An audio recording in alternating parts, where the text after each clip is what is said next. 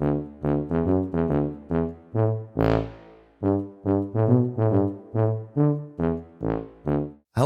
everybody, and welcome back to The Film is Okie Dokie. I am Tommy. With me, as always, is... CJ, hi, I'm here.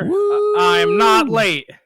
You're not late. CJ, how you doing? I'm good. I'm a little hot right now, but I think that'll pass. I had dinner just now.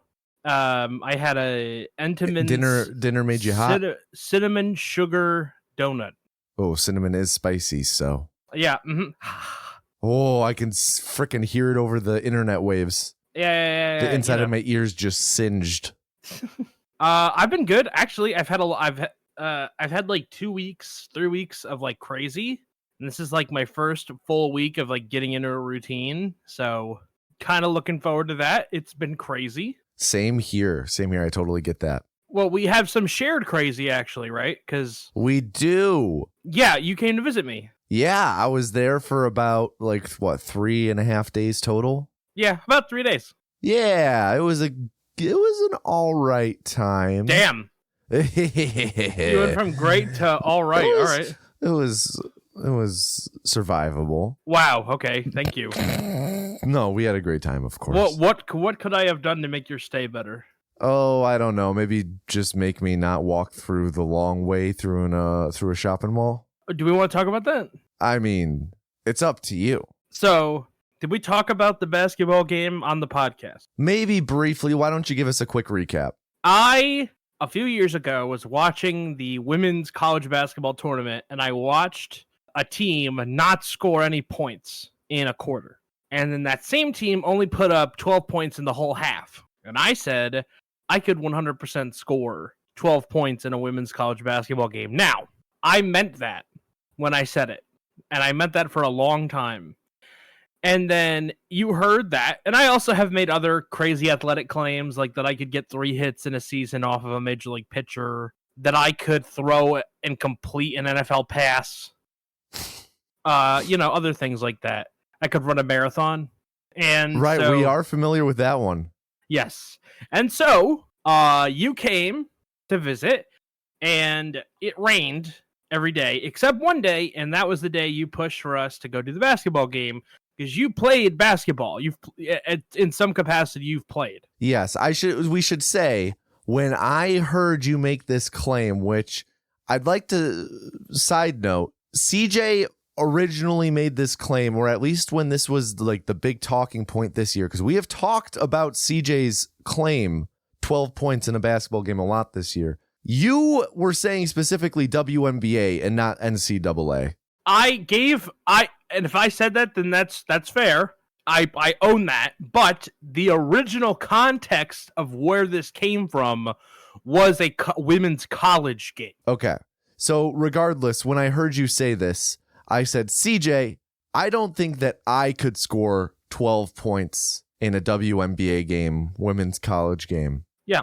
So we figured we would play one-on-one to truly see how we would match up someone who thinks that they could score 12 points in the women's college game and someone who feels they firmly could not. Right. We decided to do that. But we needed a basketball first because CJ... I didn't have one. No. So I was mad because I was explaining to them that you and Jade had come to visit. And I was explaining to the two of you that it was raining. And you two colluded and said it wasn't raining. No. It rained. CJ is doing a bit right now. No, CJ is doing a bit. Fell from the sky. We were letting True CJ talk. I honestly did not see enough rainfall for me to be convinced that it was rain. Enough. Because who's to say we didn't just pass under a tree that happened to be wet? Why would it be wet? Here's the full context. If it didn't rain, why would it have been wet? The day we got in, Sunday, it was raining. It was a cool, rainy day. Yep. And then Monday, what did it do on Monday? The next day, it rained in the morning, and then it didn't rain the rest of the day. Tuesday, it's beautiful outside. Beautiful. No rain. And CJ the entire time was like, it's raining. We can't play basketball, even though it wasn't raining. It's raining. I'm saying, CJ, it's perfect outside. So we go to the store. which is another side story. But when we're driving from the store with the basketball to the basketball court, there are maybe a dozen raindrops on CJ's windshield. Maybe a dozen. But again, not even sure. I had to engage the wipers. Not even. Oh, no, you did not. I did. You did not have to. You did not. That's the same as if you drove through a sprinkler. It that was would going have off been 40 feet unsafe away. to operate my vehicle. No. Yes. CJ is just being ridiculous right now. It was a nice day. Just like how we're pulling up to the mall where this Dick's Sporting Goods is, and CJ's like, "Oh, I gotta pull around this back area to have you walk through." And I literally said, "CJ, are you just parking as far away from the Dick's as possible so I have to walk through as far as possible to the Dick's?" And you said, "Why would I do that?" No, I did say that. I did do that. That's actually not the back, though. That's the front. Still, you could have dropped me off at the Dick's. Yes, I could have. I was punishing you for saying that it wasn't raining, and it wasn't. It was. It was 100%. It was precipitating. I was getting ganged up on, and I felt very insecure. And so I dropped you off, and you had to walk the long way to the Dick's. But then tell them what happened. This was not part of the plan. I genuinely did not know this. I walked through the whole. I have to walk through this whole ass mall to get there, and I arrive at the Dick's in the mall, and it is gated. I am not able to enter the Dick's through that room. Also, CJ, I'm looking at a weather website, and it says that 0 inches of rain fell in your town on that day. I think to you and all of our lovely lady listeners out there, they know that size doesn't really matter. There was rain. Anyways, so he was locked out of he couldn't go to the Dick's. And there was so to give you perspective, I dropped him off. He went inside the mall. Dick's is an anchor store, right? An anchor store being, it has an exterior entrance that I could have brought him right to. So then me and Jade are giggling like, oh, we're going to go she's like, I'm going to run out and go inside. And so she runs inside the Dick's because she's going to surprise you. And then it turned out that no, there was no entrance on the inside, which I did not know. But you were right next to the Target. How did it feel for me to call your ruse? Well, you still fell for it, so. No, I didn't. You went in the mall, you walked all the way over there. What am I supposed to do? I'm just supposed to sit in the car and pout and be like, no, I think you're lying to me. No, I'm going to trust my friend. And I called it, and you lied, and then I went in anyway. And then, what happened in the game of basketball, CJ? Okay. Or skipping ahead in the story, I think it's I didn't think there was anything else of note. Well, we had to go around and find a basketball court. You kept trying to get me to go to...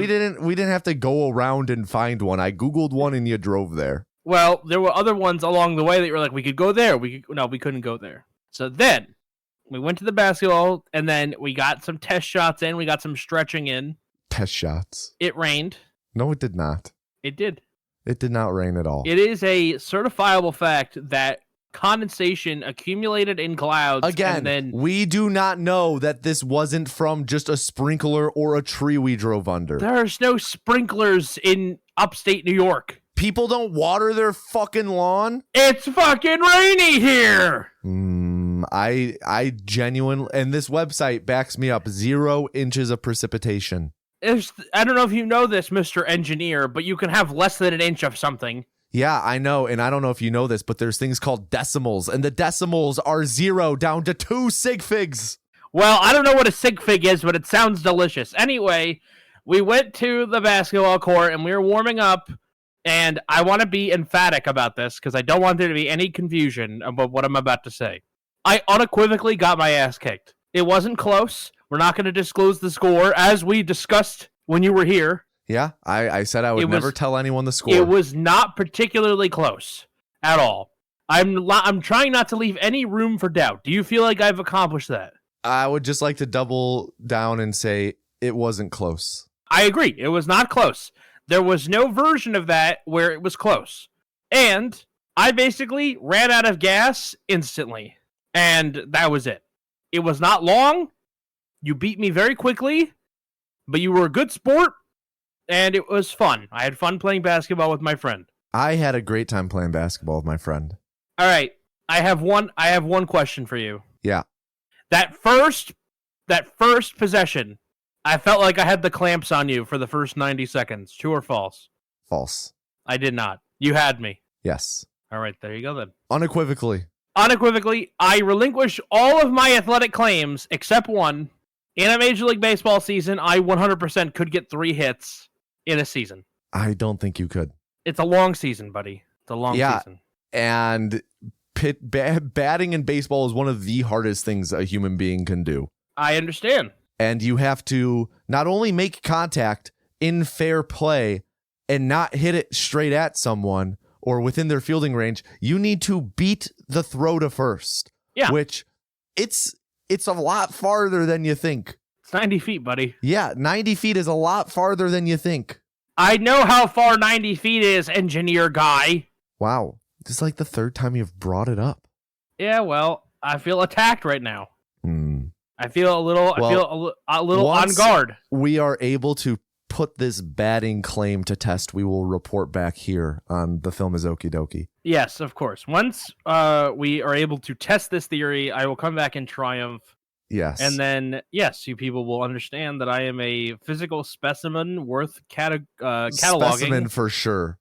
For sure. Are you mocking me? No. All right, good. Now, something I would like to mock you over. What? Last episode of The Film is Okie Dokie, we talked about Miller Lite a little bit, and we made a plan. We made a plan here where when Jade and I were in town, I was going to buy you a Miller Lite, and I was going to film you drinking it. This was not my fault. And then we would play the audio from the video here live for everyone to hear. Now, CJ. Not my fault. I hear you were just in Vegas. Why don't you tell me what happened while you were in Vegas? So before you were here, you were somewhere else, and I was in Las Vegas for a work trip, which I feel comfortable saying because when this comes out, nobody will. It'll be in bed so long, right? Because there's such a delay between episodes. However, if you want to hear more about my Vegas tales, you can hear about that in the post show. But I'm going to tell one specific one now because at the end of the first day, they had a cocktail mixer. They had an open bar in the back of the convention, and they were serving alcohol. And it was a mixer, so you go back, you network, you schmooze, you do the whole nine. And it's if you're there as a salesperson, in my capacity, I was, you're trying to book, demos, you're trying to take people out to dinner, you're trying to buy them drinks, whatever. This was a great opportunity because it's all free. But none of the drinks, you never saw anybody prepare drinks. They were just up on the bar. There were bartenders behind the bar, but the bar was really high, and you just went up and grabbed a drink. And so there were glasses of wine, unattended glasses of wine. There was glasses of brown liquor. Again, no label, no nothing. There was beer, and then there was what looked like soda water. So I was like, okay, I'll have a beer. And I took a sip, and I didn't know what it was, so I said, hey, what is this? And the person I was with said, it tastes like this. And then I went over to the bar, and I looked over, and there were 2 kegs, or mini kegs, of Miller Lite. So I accidentally had a Miller Lite like a couple days before you were set to come visit me. Completely by accident, completely unintentional, but it happened. I cannot believe you. I'm so betrayed. Can't believe you would do this to me on purpose. I can't believe you're throwing for content. What did I immediately do? You immediately called me and said, Tommy, guess what I just did on purpose? You lying asshole. It rained that day. No, it didn't. And I called you and told you that I accidentally drank a Miller Lite. You did, and Jade and I thought it was the funniest thing. I felt really bad because I was like, God damn it, I went my whole life without ever having one, and then 2 days before we're going to make a thing out of it, the whole thing goes tits up. I can't believe, honestly, maybe this was the best outcome. Really? I think so. But there is still one important question I have in regards to it, though. Okay, go ahead. Now that you have broken the vacuum seal on having never had a Miller Lite, what was it like? I think I like it better than Bud Light, Okay. but I like Coors Light better. Okay. I know that basically everyone says that Coors Light is watery piss, and I'm fine with that. It's good to hydrate. I Hydrate or also dihydrate. like drinking piss, so Noted piss drinker. yeah. Oh, I have something actually. Why did that remind you of? I didn't remember this until right now, actually. Okay. I have to tell you this. Okay. I was playing you know that game where you are talking to the genie and the genie tries to guess who you're thinking of? Yeah, Akinator. Yeah, I was playing that last night because I saw a TikTok of it and I thought, oh wow, I haven't seen that in forever and a day. And it guessed you. Woo! Fucking clout pilled. Let's go. Let's go. I was getting worried, and then it's like, is your person from Chicago?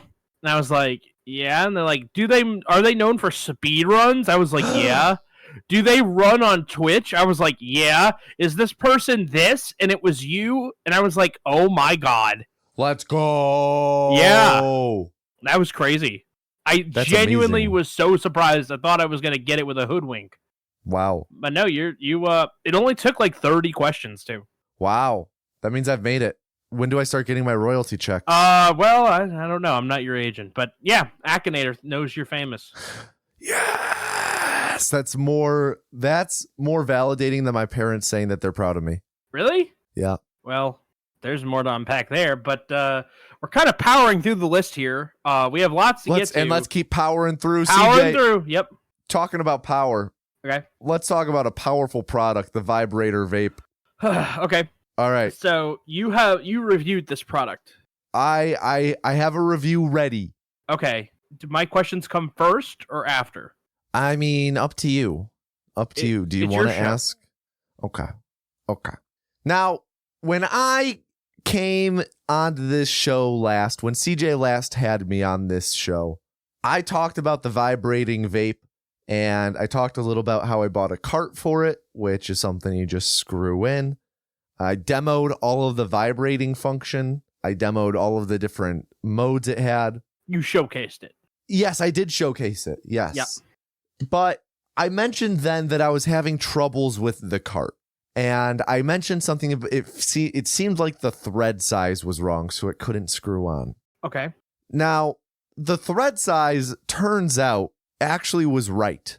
It's just that the threads in the vibrating vape are like painted over with this fake gold color. I don't know the exact name for it.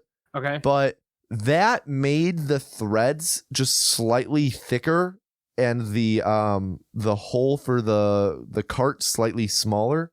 So it was like genuinely impossible for me to screw it in. And it was a physical strain for a while. I thought I was not going to be able to use the smoking feature on the vibrating vape. Okay. Jade actually was the one who got it fixed and got it fully screwed on. And it took her like a good while of screwing, unscrewing, cleaning the threads and all of this stuff. And we finally got it on.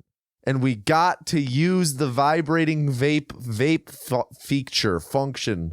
Okay, so you are specifically talking about the vape feature. Yes. Okay, go ahead. And we used it, and it works. Now, it's a glowing recommendation. It works. Now, as a whole, I think that the functionality of this product is there. If you want a vibrator that is also a vape, this is the perfect product for you. But I feel that both ends of the product don't really compare to the other products in their respective fields. This is not the best vibrator you're ever going to encounter. This is not the best vape you're ever going to encounter. All this really brings is the novelty of a vibrating vape. It does bring a little practicality in case you're like, you didn't want to bring a vape and a vibrator into bed. You could have both right there. So a little bit of practicality there, but the fact that it's, the whole thing was so difficult to even get to use, that's serious points off. So I think on a scale of 1 to 5, I would give this product probably about a 2. solely due to how difficult it was to get it working and how I actually broke a cart trying to get it screwed in. Mm-hmm. So overall, I can't say I recommend it. I really can't. But then I do have to add on. I might have lost the charger for it and I cannot charge it anymore. So now it's just dead. And I don't know where the charger is. And it doesn't take like a regular charger. It's a specifically made magnetic charger for it. So I'm in dire straits here, CJ. Okay. I have questions. All right. I'm ready for them. You're saying that this product has a practical application in that it replaces the need to bring both a vape pen and a vibrator to bed, correct? Yeah. So what you're saying is this is a problem you frequently encounter? No. Is it a problem you've ever encountered? No. Okay, so in your personal experience, this addressed a need that you did not have. Yeah. Okay. Could you do both at the same time? Yeah. I mean, maybe it might be hard if you're using it on yourself and smoking it, but you could use it on a partner and smoke it at the same time easily. Well, I guess what I'm thinking about is like if you had a traditional bong, you could use that for insertion on one end and smoke. Like just physically, you could. You wouldn't. Someone would get burned. It might be really hard to insert, but I mean, I'm just throwing it out there. How about that? Okay. What about just like a regular sized like pipe? Okay. You know what I mean? Like a bowl. Yeah. So there's already a class of competing products. What advantage does having it be rechargeable offer? It functions as a vibrator. Mm-hmm. Mm-hmm. Okay. Mm-hmm. Are you satisfied with the battery life? Actually, I would say the battery life was relatively good for how much use I got out of it with just one charge. And that was like out of the box charge too. That wasn't me charging it and then, battery life was pretty solid. It's just... How much use did you say you got out of it? I don't know how to quantify it. Smoked with it. Okay. Turned on the vibrate feature. I guess I'm wanting to clarify. You just tested the vibrate feature, right? Like you didn't. Okay. Yep. All right. That's my questions. You really, I don't know why anyone would buy this, but if it addresses a specific need for you, then I'm glad that we were able to do our first and probably, hopefully, only product review. Wow. You don't want to do any more product reviews ever? Maybe if the product is good. You know something that's good, though, that I just remembered we need to bring up is, CJ, when I saw you, you finally came through on those bets. Finally I paid did. out your dues. Well, hang on. It was never a question of whether I was going to pay out or not. I bought those months ago. Yes, of course. For those of you who have forgotten, a little bit ago, CJ and I made some bets here on this channel where, my God, my brain is rotted. On this podcast where we made bets regarding the names Flossie and Bossy for a cow, and CJ owed me 2 cars. Toy cars. Yeah, and I delivered. Yes. Yeah. Fantastic. Thank you. I think we should move this last item into the post show. All right. And then we can get into talking about our movie today. Yeah. CJ, what are we watching? We're watching The Batman? Yes, The Batman. Matt Reeves is The Batman. Who is Matt Reeves? Matt Reeves is the director of the recent, I believe first the director of Cloverfield. Oh, God. Also director of Dawn of the Planet of the Apes and War for the Planet of the Apes. Okay. Those are what he's most known for, are Cloverfield and then the Planet of the Apes, the new Planet of the Apes trilogy, which I know you're not a fan of. Can I tell you, I've actually seen Cloverfield. Really? Yeah. I purged that movie from my mind. Okay. Oh, why is that? Hang on, real quick, because this is related to Batman. I was tricked into thinking that Cloverfield was going to be something else. I thought it was going to be like a monster movie. Kind of is, but it's also kind of like horror-y. Like, you express disbelief that I've seen Cloverfield. Yeah. Not disbelief, shock. Yeah, because it's horror adjacent. Yeah, like in your estimation of me, this is a bridge too far, right? Yeah. Okay. I went in the theater and saw it when it came out. My friend's family was Christmas shopping, and we didn't want to Christmas shop with them, so they gave us $20 and told us to go see a movie. So we saw that. I don't remember what the other option was, but we saw that. I don't remember what year it was either.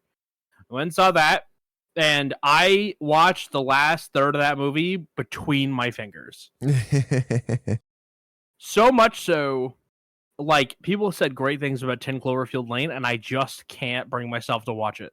10 Cloverfield Lane, terrific movie. Not scary at all in that way. I know, but I can't. I'm Pavloved. Wow. The name Cloverfield freaks me out. Wow. So, yeah. So that was fun. That was really fun. I don't like that movie. I wish that I had never seen that movie. And it was one of the very few times that I got tricked into seeing a horror movie. Wow. Man, I just hate the dark. Like, if you just put a scene in the dark and you make it tense, I'm going to hate it. Like, Lock, Stock, and Barrel, I'm going to hate it. This is the other thing. I don't like horror, right? And I've said, I just don't like the prospect of being scared for entertainment, right? I've made that point before. I don't derive enjoyment from being scared, right? People assume when you don't like something that you're like the picky eater that's never tried it. I've tried horror before. I don't like it. So I feel like I have an informed opinion that I'm not going to be a fan of horror. So there you go. If this is remotely scary, no soup for you, by the way. For if the Batman is remotely scary? Yes. I don't think this movie is remotely scary. Okay, well then there you go. It does use a red filter, though. That's the only thing I know about this movie at all. That it uses a red filter? A red filter, and Colin Farrell doesn't look like Colin Farrell. Okay. That's all you know going into it? I literally know nothing else. I don't know who's Batman. Really? What? I don't know. Yes, you know who's Batman in this. Who is it? You know. I do? Yes. There's no way you don't know who it is. I don't remember who it is. Is that fair? Gosh. That's fair. Look, I don't remember. If I know, but I don't remember. That's fair. Well, before we get into this movie, I do have a fair bit I want to talk about because Batman's a bit of a meaty subject. And I feel like we should at least... Yes, I feel like we should at least talk a little bit as to some things around Batman before we get into this movie, just so the whole table is set. CJ, give me real quick, what's your history with Batman in general like? I would say I was a DC fan before I was a Marvel fan, and that I was a huge Batman fan before I was a DC fan.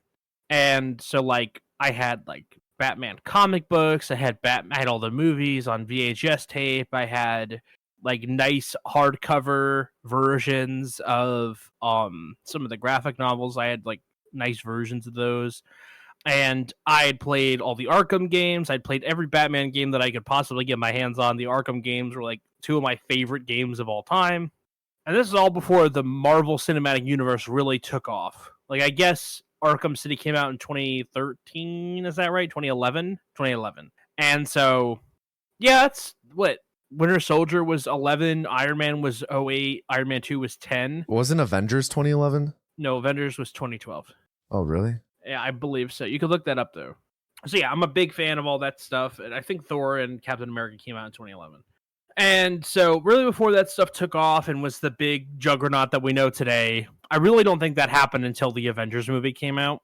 Now, we kind of forget that retroactively. But before that, Superman had Christopher Reeve, who did the 4 Superman movies. I forget what years he did those, but they're kind of campy and they're cool. And he's a cool Superman, but they're kind of campy.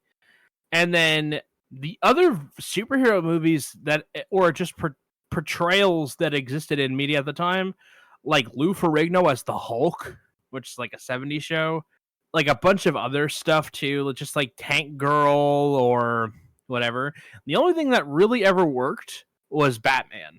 And so, like, my mom had the Michael Keaton Batman movies on VHS, and then we used to rent the Jim Carrey one where he's the Riddler, from Blockbuster, and I saw the one with George Clooney in it and Val Kilmer, and then I was a little too young for Batman Begins, but I was the perfect age for The Dark Knight.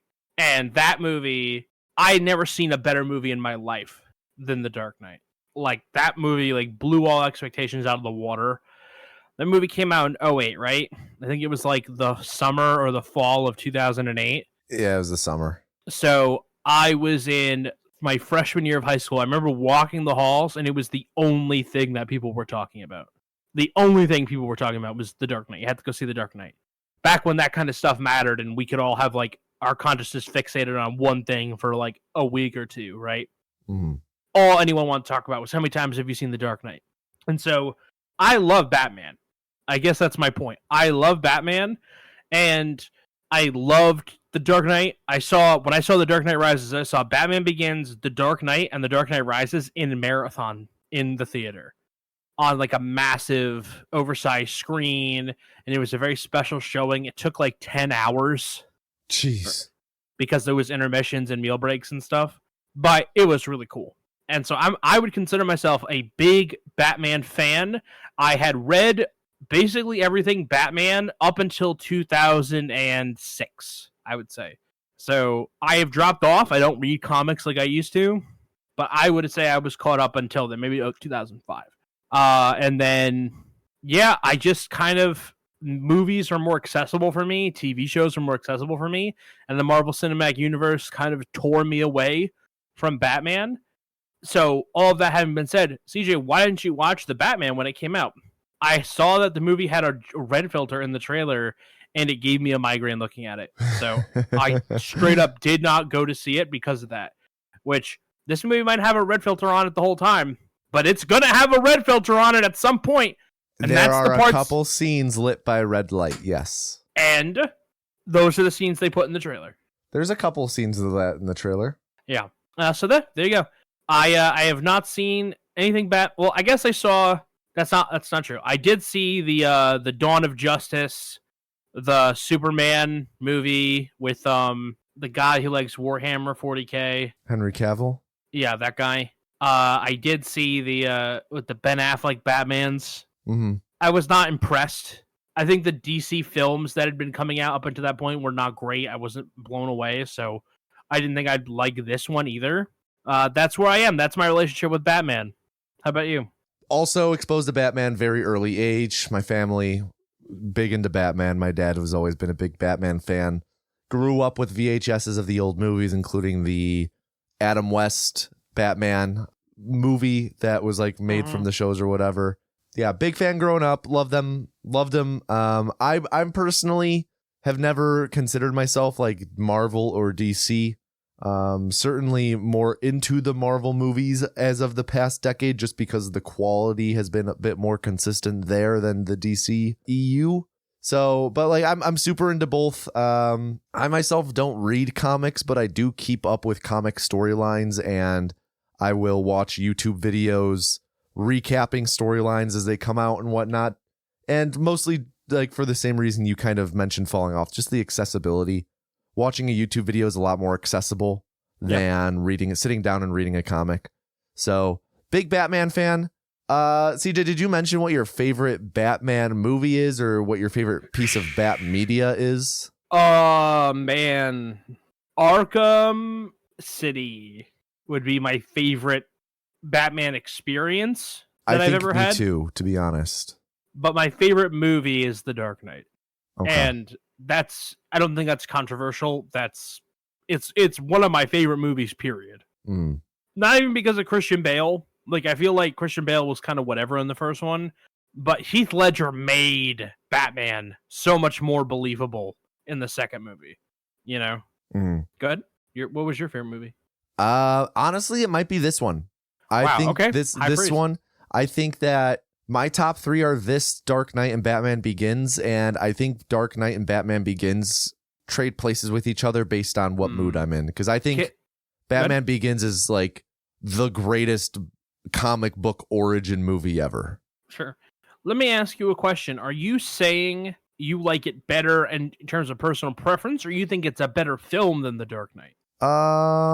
Because those are two different things. I'm just trying to understand. Definitely preference. And as for better film, I don't know. I think this is a really good movie. Okay. Listen, I think this is a really, that's a high bar. That's a really high bar. Yeah. To clear. Yeah. I am not going to judge it as if I'm comparing it to The Dark Knight, because then I won't like it. Mhm. So I'm not going to do that to myself. Of course not. But you have me intrigued. Yeah, I think this is a genuinely great movie. Mm-hmm. But another thing I wanted to ask as well is, who's your favorite Batman? We're talking Batman, not Bruce Wayne. Yes, which is something I want to get into after this. Yes. Oh, man. Well, it's not Val Kilmer. Sorry, Val. It's not George Clooney. It's not Ben Affleck. And it's not whoever this guy is. Do you want me to tell you who it is? No, I think it'll be much funnier if I don't know. Okay. I'm all for the joke, buddy. You know? Okay. Like, remember when we got locked out of my house? Oh, yeah. Yeah, we took out your air conditioning unit and Jade and what did I say? through the window. I said, Jade can do it, but I think it'd be funnier if I did it. That was wild. Yeah, broke into my own house. Christian Bale. Okay. But honorable mention, Adam West. Okay. Adam West is interesting because it's a lot different of a vibe. It's a lot more in the campy realm. It is, but that dude, I'm not gonna say what I was just gonna say. That dude is banned from like a city because he got too many people pregnant. Oh, Jesus. Yeah, he was laying all the pipe. Wow. Yeah. Didn't know that Batman was a plumber. He fucked around, yeah. Mm-hmm. What about you? Who's your favorite Batman? I think Batman and not Bruce Wayne. This Batman is up there, but it's tough. Here's the thing is Christian Bale's Batman is just, he's a little too stiff for me. And I wish, and this might sound weird, I wish that we could combine Christian Bale's Batman and Ben Affleck's Batman. I think in places, like, don't get me wrong, I didn't like those movies that much. I thought they're meh at best. I did enjoy Ben Affleck's Batman to an extent, and I think places where his Batman succeeds are places where Christian Bale's Batman fails. Like, Ben Affleck's Batman, it wasn't until I saw him in a movie that I was like, yeah, the Batman is fucking terrifying. I would not want to run into this dude in an alleyway. Christian Bale, and it could just be the bulkiness of the suit or the choreography. I don't know. The action never quite hit for me with those. At least the hand-to-hand action of Christian Bale's Batman. He does dispense the people pretty quick. Like, the fights are very short. Mm-hmm. Yeah, I can get behind that. I think, I don't know. I just can't give Ben Affleck's Batman a lot of praise because I think those movies are really bad. There can be good things in bad movies. Did you watch the Snyder Cut? It's off topic. Did you ever watch the Snyder Cut of Justice League? Yes. Okay. I genuinely want to meet the person, and this might be you. I want to meet the person who looks at that movie and goes, this movie was improved by the Snyder Cut. I do think it was improved by the Snyder Cut. Fuck that.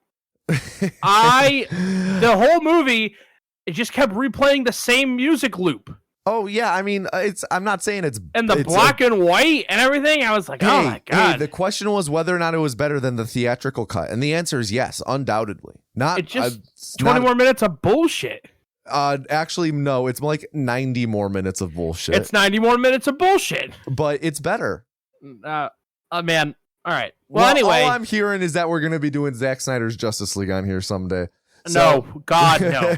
All right. Hey, you had one veto, but I wanted to ask you. You talked about Batman, and you asked Batman, not Bruce Wayne, because there is a difference, right? Yes. So I guess to you, what is the difference between Bruce Wayne and Batman, and what makes a good Bruce Wayne and what makes a good Batman? So for those that don't know, at the end of Kill Bill Volume 2, the guy gives a speech about how Superman is not... Clark Kent doesn't put on a suit and become Superman. Superman puts on street clothes and becomes Clark Kent, right? He's always Superman. And the only other hero that I genuinely think that is the case, that like genuinely is he is the hero, but he has to pretend to be somebody else. Bruce Wayne, Batman puts on a suit and acts like a playboy. He's always Batman. Like, the womanizing and the playboy lifestyle and the spending all the money and the shrewd business quadrillionaire, Like, that is a character that he affects so that he can be the Batman, right? That's how I feel about it. So the person that plays that character, the Bruce Wayne aspect of it the most, I feel like has to have that suave thing down, but it has to be like a mask. And as the audience, I feel like you can feel it, you know? Like Michael Keaton's Bruce Wayne, for example, he's kind of this awkward rich guy. Like, he doesn't know how to interact with people. He has like a Steve Jobsian feeling to him, you know? Whereas, like, I don't think that Bruce Wayne is aloof. I think Bruce Wayne is a cover to hide in plain sight. No one would ever suspect Bruce Wayne of doing anything that Batman would ever do. They don't even think he would lift a finger to help somebody, right? Mm-hmm. He wouldn't piss on you if you were on fire, right? That's the... Not because he's malicious, because he's a rich jerk. Yeah. Like, divorced from reality. Yeah. So that's what I think about when I think about, like, Bruce Wayne is the alter ego of Batman and not the reverse. Yes. And there's nuance in that performance. I don't think it's true for any other hero, by the way. I when you're talking about Bruce Wayne and Batman's identity and whatnot, there is a story, and I can't remember exactly which one. There is a Justice League story, I believe, where they're having their minds are being read or something, and people's secret identities are being revealed, and like Batman's mind is read, and he's like, I am Clark Kent, but I am Superman. Like, reading the true identity, and they were all saying they're like, secret identity names. Clark Kent, Diana Prince. What's yes. And it's reading their names from their mind. But when whoever's doing this mind reading reads Batman's mind, his identity is just Batman. Yep. And like you said, Bruce Wayne is the facade. Batman is who he actually is. Right. Bruce Wayne is the alter ego. So I couldn't agree more with you there. Oh, you know who my definitive performance of Batman actually is? Can I change my answer? Yeah. Kevin Conroy. Oh, yeah. Yeah, of course. Great he answer, is Batman. great answer. Yeah. Nobody has ever been more Batman. Yeah. If listeners, you're unaware, Kevin Conroy is the man who he passed away just under 2 years ago, but he was like the definitive voice for Batman in animated everything. Batman, the animated series, Batman Beyond, all the like animated movies. He voiced him in the Arkham games and has just been the go-to voice for Batman. Kind of similar to how Mark Hamill has become the go-to voice for the Joker. I have cried when two celebrities died because I was shocked that they died. One was the original drummer for the band Avenged Sevenfold, the Rev, and the other one was Kevin Conroy, because I just couldn't fucking believe that he died. Yeah. I couldn't believe it. Anyway, so yeah. So is this question leading? Sorry, it's your turn to answer about the Bruce Wayne Batman differential. Yeah, no, I agree. I definitely think that Batman comes first. Bruce Wayne is that protective shield. Like you said, it's a crafted persona that he puts on to make people as unsuspicious of him as possible being Batman. It is so meticulously crafted to be this perfect veil. And I think that a lot of people who at least engage with Batman a bit more casually don't really understand the depths to which Batman comes first before Bruce Wayne. And Bruce Wayne died in the alley with his parents. Yes. Right? Yep.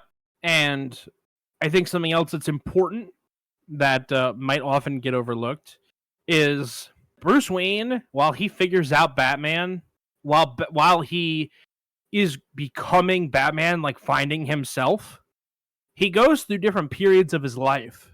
And a lot of them end with the kind of old curmudgeon, can't do it anymore, body broken down, but wise, leader of the team kind of vibe.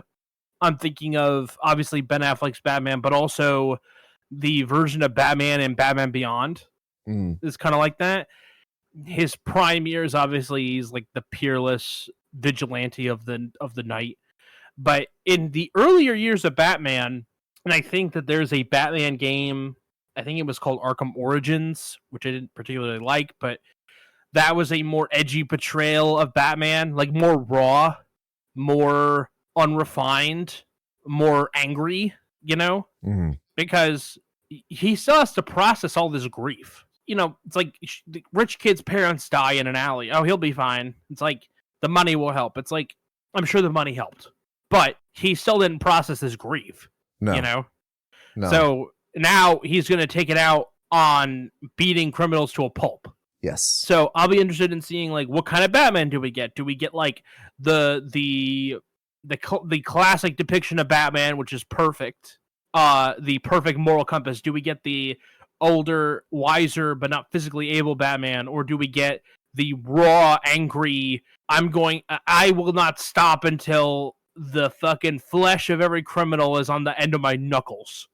Right? Because I mean, that more angry depiction is not often seen, but I think is compelling. So I'll be interested to see what people do. What this movie does. Have a prediction right now as for what kind of Batman we'll get, just based on just gut feeling? No, because I honestly don't remember who was in it. So all right, but now something that is a big part of Batman's identity as well is he has this moniker of the world's greatest detective, and I personally feel like this is something that, a side of the character that's very well known. A lot of even casual audience goers understand that Batman is a fantastic detective.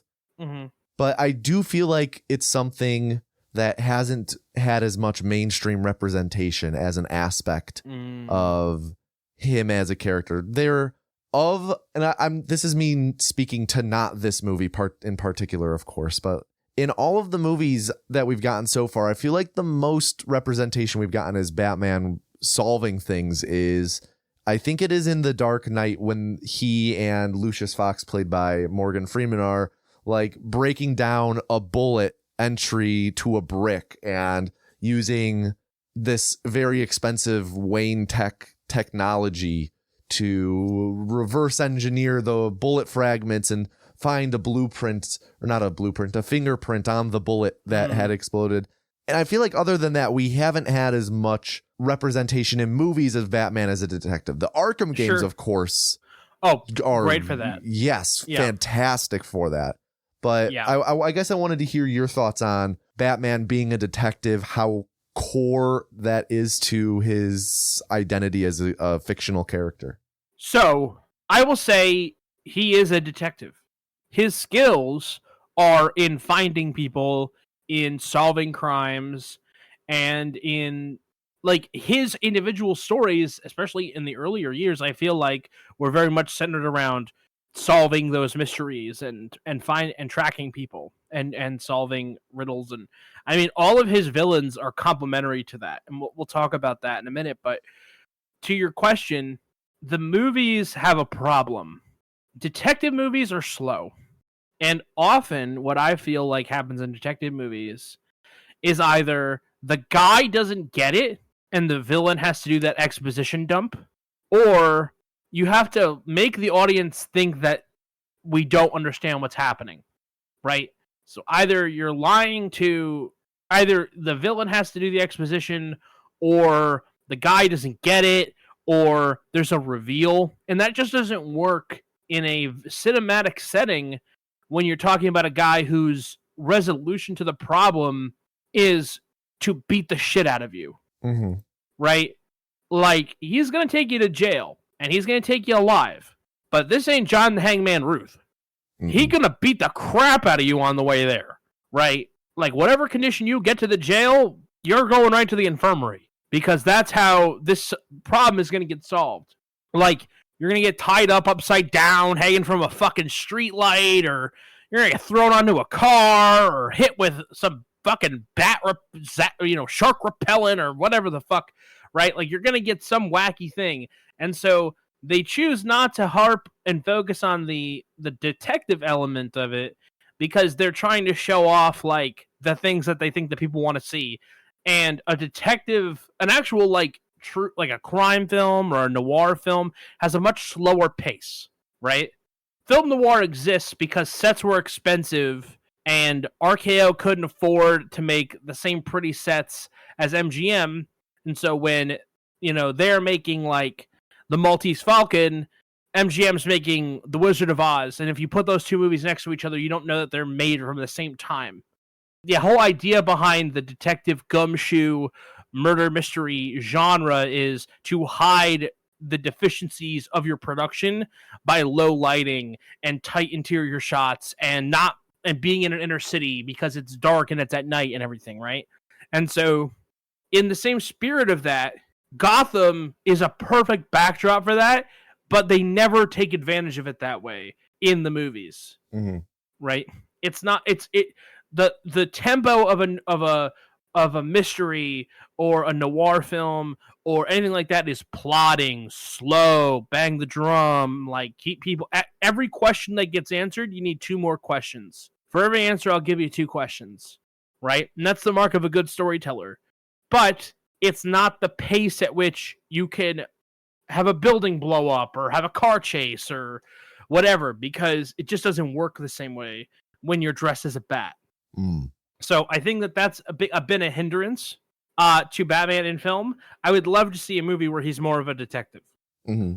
I don't know that it would be the thing that I want ultimately. Right. But I would like to see what it would look like. Right. I hear you. 2 things you touched on really briefly, and we don't have to really belabor these, but you mentioned Gotham. What do you look for in Gotham? What does Gotham mean to you?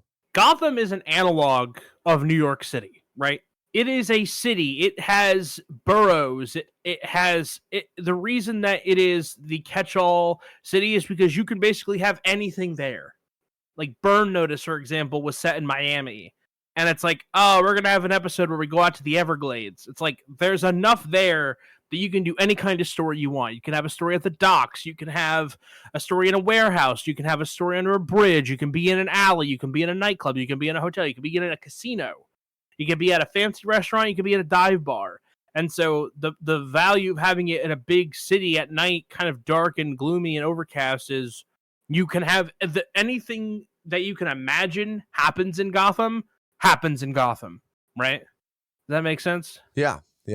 How about just general vibe? Do you like your Gotham more gothic? Do you like it more modern? How do you... I like dark, rainy, gothic overtones. Okay. You know, I like the more like marble and gargoyle aesthetic. Okay. You know, like the brownstone look, not necessarily like giant glass buildings in Midtown kind of thing. Yeah, I hear you. I personally... I love a freaking over the top gothic Gotham. I love I love when Gotham itself feels like a character, and I love when it's moody as hell. Yeah, that's a really good point. When Gotham should be a character. Yeah, big time. The city has a life of its own, right? Big 100%. You can't produce people like the Calendar Man. No, but speaking of him, CJ. Hit me with some of your favorite members of Batman's Rogue Gallery and what is so significant about Batman's Rogue Gallery. I will go a step further that he has the best Rogue Gallery in all of superheroes. I would say if he's not number 1, he's definitely top 2. I would love to hear who number 1 is if he's not number 1, because I'm not sure if this person's better, but I do think Spider-Man has a case for another, like, a top spot. I'm gonna go on a rant.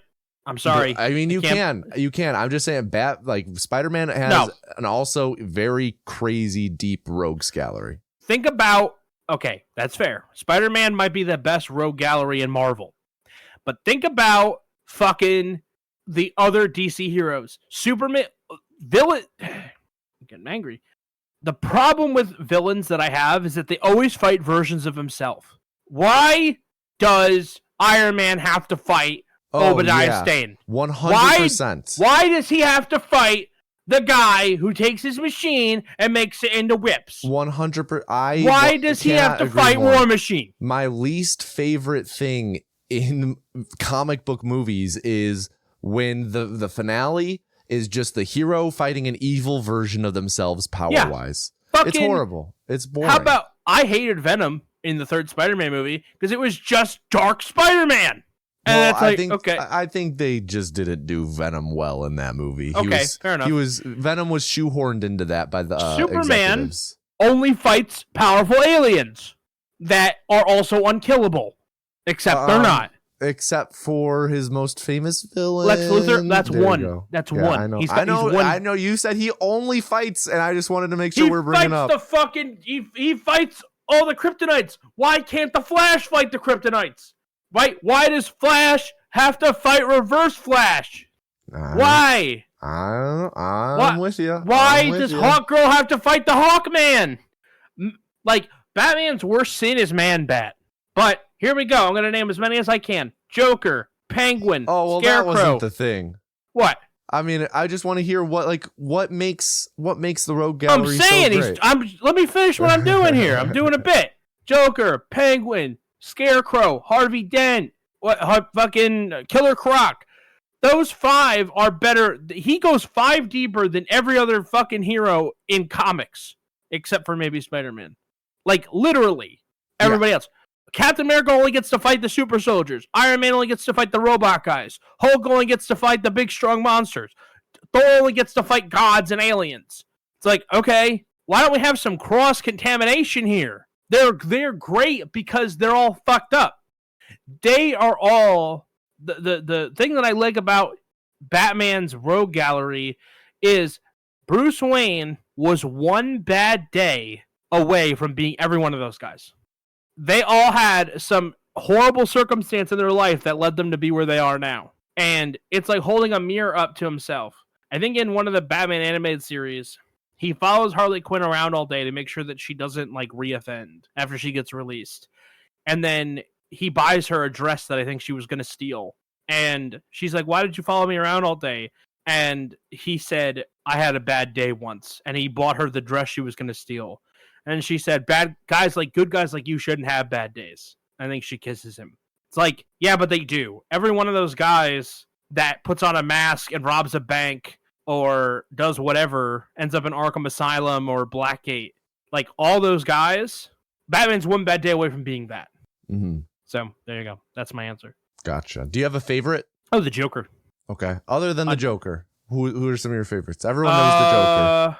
I like Harvey Dent a lot. I like Two-Face a lot. I think that he gets overplayed, but I think he's really interesting. He does get a lot of representation in Bat media. He's in almost everything. Yeah, he kind of exists as a weird... Like, my favorite depiction of him was The Dark Knight because he didn't, like, seem insane. He just felt, like, grief-stricken. Mm-hmm. He just had a bad day. He did have a bad day. Hey, listen, Batman's one bad day away from being Two-Face. Harley Quinn's cool. She's kind of in the Joker family. I would say Mr. Freeze, a little campy for my taste, but I think his motivations for things are really interesting and set him apart. I think that the aspect of the Penguin as a flightless bird is like very operatic, you know, and being like abandoned by his parents and flushed into the sewer and being like adopted by the underworld kind of thing. Like that interpretation of it, I think is really interesting. I don't know what we're going to get from the Penguin here, but I always found like Penguin is like a representation of the elite class and their waste and their crimes. And he's like holding a mirror up to that, but also like, this is what happens when the city adopts and raises a boy.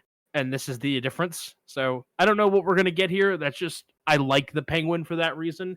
I think Danny DeVito's Penguin is actually sad in a way. He plays it very over the top, kind of like it's a stage production almost.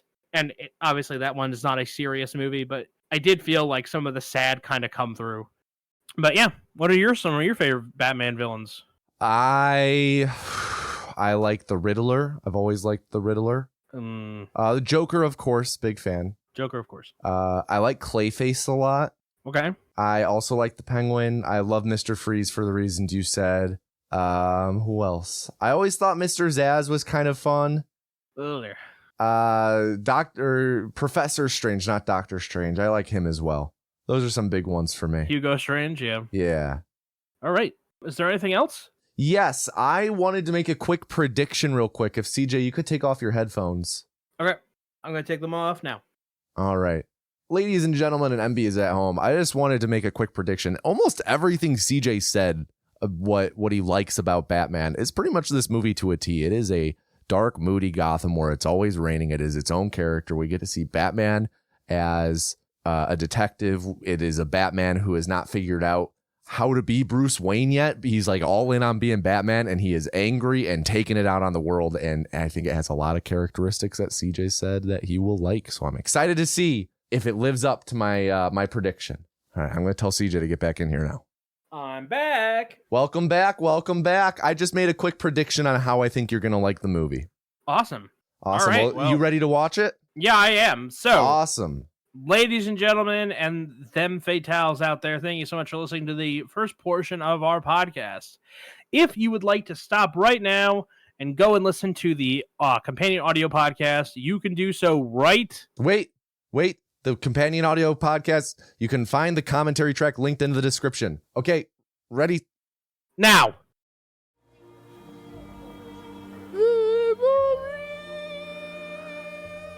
Do nuns freak you out?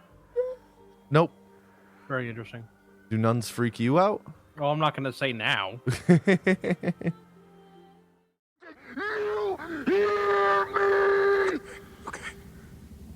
Okay, wild shot in the dark here. I can't tell because the voice is fucked up. Paul Dano? Is that who you think? Don't tell me if I'm right or not.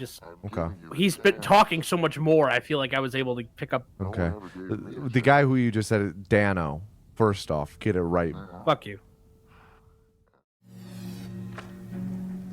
I cannot wait to talk about this movie. I'm thoroughly enjoying myself at the moment. Good. I'm glad. Hey, at least we could say it had a strong first half. I swear to God. Quit saying that. Welcome back. CJ, how are you? Oh, we remembered to do the thing this time. Of course. Hey, it worked. That was nice. I like that. Well, not if we sit here and address it. CJ, how are you? I'm good, man. It's been no time at all. It's like it was only yesterday. Almost only yesterday. I'll tell you, a few yesterdays on top of that. I was so charged up after we watched the movie. I would have recorded the post show right then and there. I would have as well if this movie were not so damn long. It is really long. And this is probably going to be a really long episode. So let's not belabor the point. Folks, if you listen to the commentary track, you know that we had our second ever guest on the show. Okay, yeah. That the is true. first guest, of course, being Dayman in our Renaissance Man episode. For the brief expert consultation. Of course, we all remember how that shook out. That was so long ago.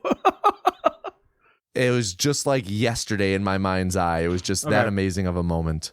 But we had another guest on for the Batman commentary.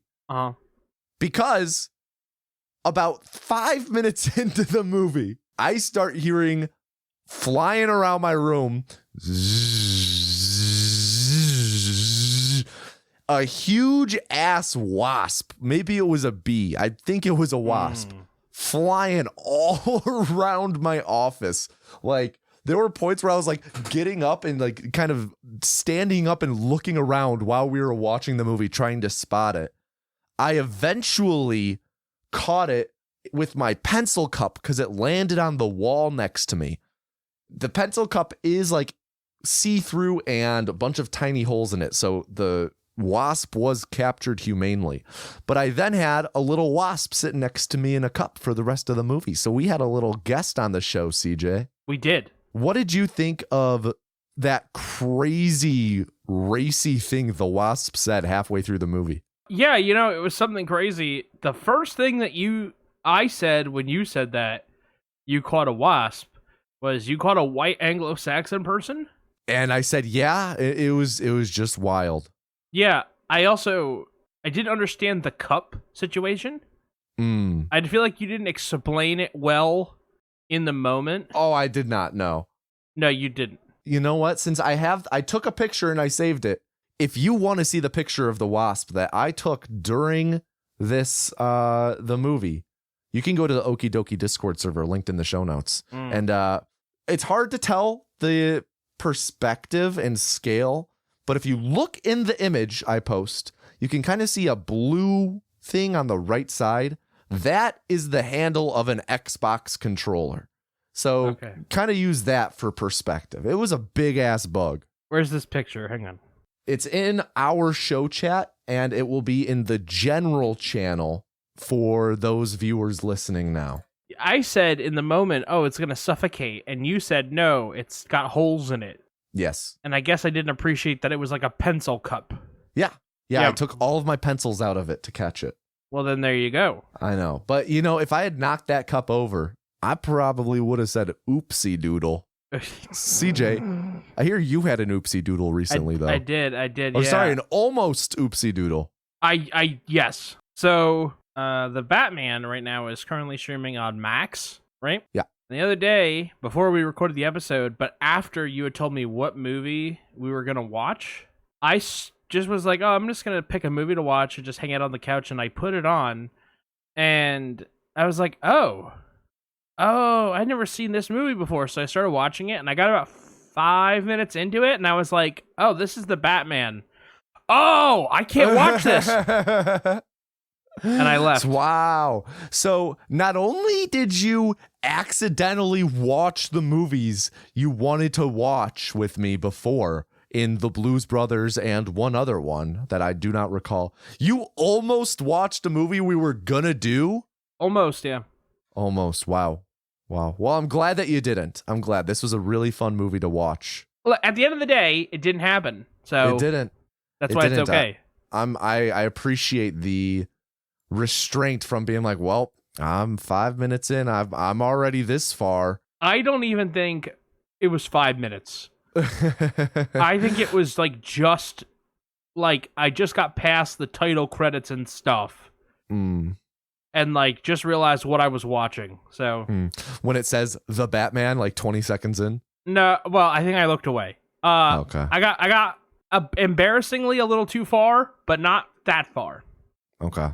All right, so You that's must have been tipped off by something saying Gotham early on.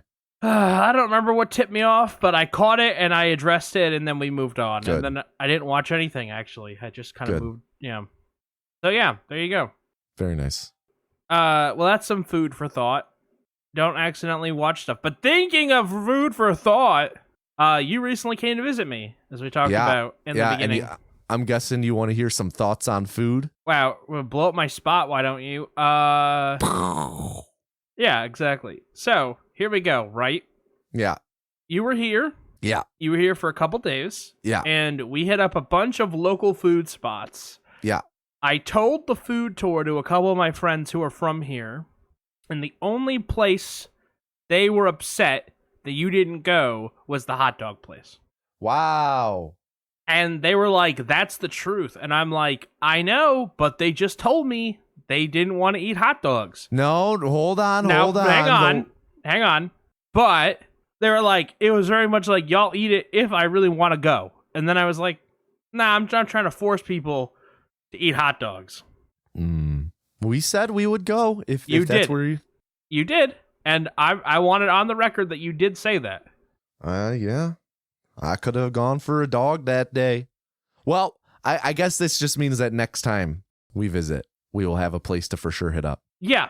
So this will be your third time. Yeah. Wow. And how many times has CJ visited me? Once.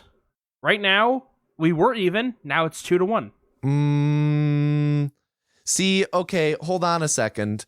The one you are counting, that was not a visit where the sole intent of you being in my town was to visit me.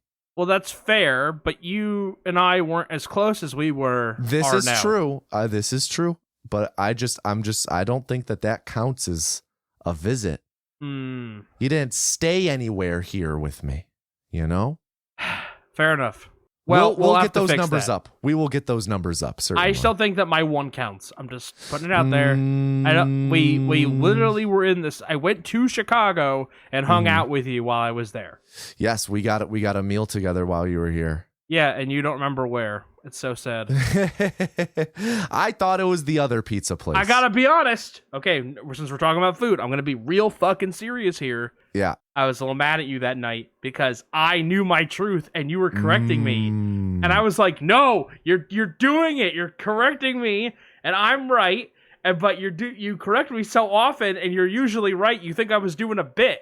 I did think you were doing a bit. And I was like, no, really, we went here. Yeah, we went to Giordano's instead of Lou's, which honestly, I don't know why we did that. Lou's is the move between the two, but it's not that Giordano's is bad. I believe the answer to that was the hotel I stayed at was like 3 blocks from Giordano's. Oh, yes, because we walked. I met you guys in your hotel lobby. Yes, yeah. And you were like, it would be a drive. Yeah, no, that was a good call then. Yeah.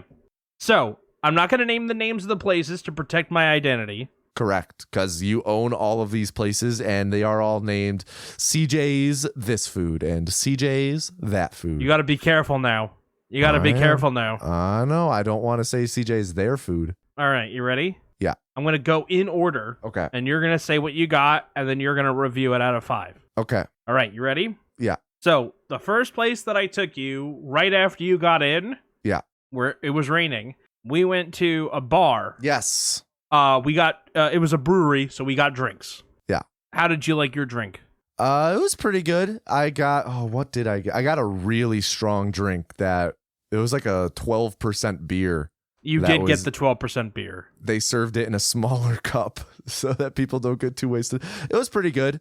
You know, it's like a brewery. It was like the hard lager or something they called it. So I remember what it was called, but I won't say. But yeah, something along those lines. I told you if you wanted to get the experience of going there, what to order. You did not get the specialty. Yeah, because I don't like that type of beer. It was a stout, we can say. Yeah, I don't like stouts. No, I've been to stout breweries before. I hear you. I also don't like that particular beer, but I'm just saying that's what they do. Yeah. I had a lager and it was delicious. And then we went to a different bar. Yeah. And we'll call that place the Inn, okay? Okay. That Inn, I always tell people get the wings. Yes. And this time you listened to me. Well, no, I listened to you last time when I was there too. Oh, you did. That's right. Yeah. So, this is the second time I've been there. Yes. Somebody else didn't listen to me. Mm. And was completely wrong. Gotcha. Okay. Yeah. So not, I got not her, not Jade, I know. But it was somebody else that came and didn't listen to me. All right, go ahead. So there I got boneless wings this year. Mm-hmm. When I was in town last year, I got the regular wings, and I wanted to just try something different this time. I think the regular wings there. Can I do half points? Can I do like sure, something? You can do a half star. Sure. I would say the wings there, and again, 5 scale, so 2.5 is average. I'd say the wings there were like a 3 or a 3.5 last year. Mm-hmm. The boneless wings, I'm gonna be honest, I wouldn't get the boneless wings again from there. No. I would give the boneless wings like a 1.5 or a 2. Yeah. No, but that I'm is glad very I fair. got them.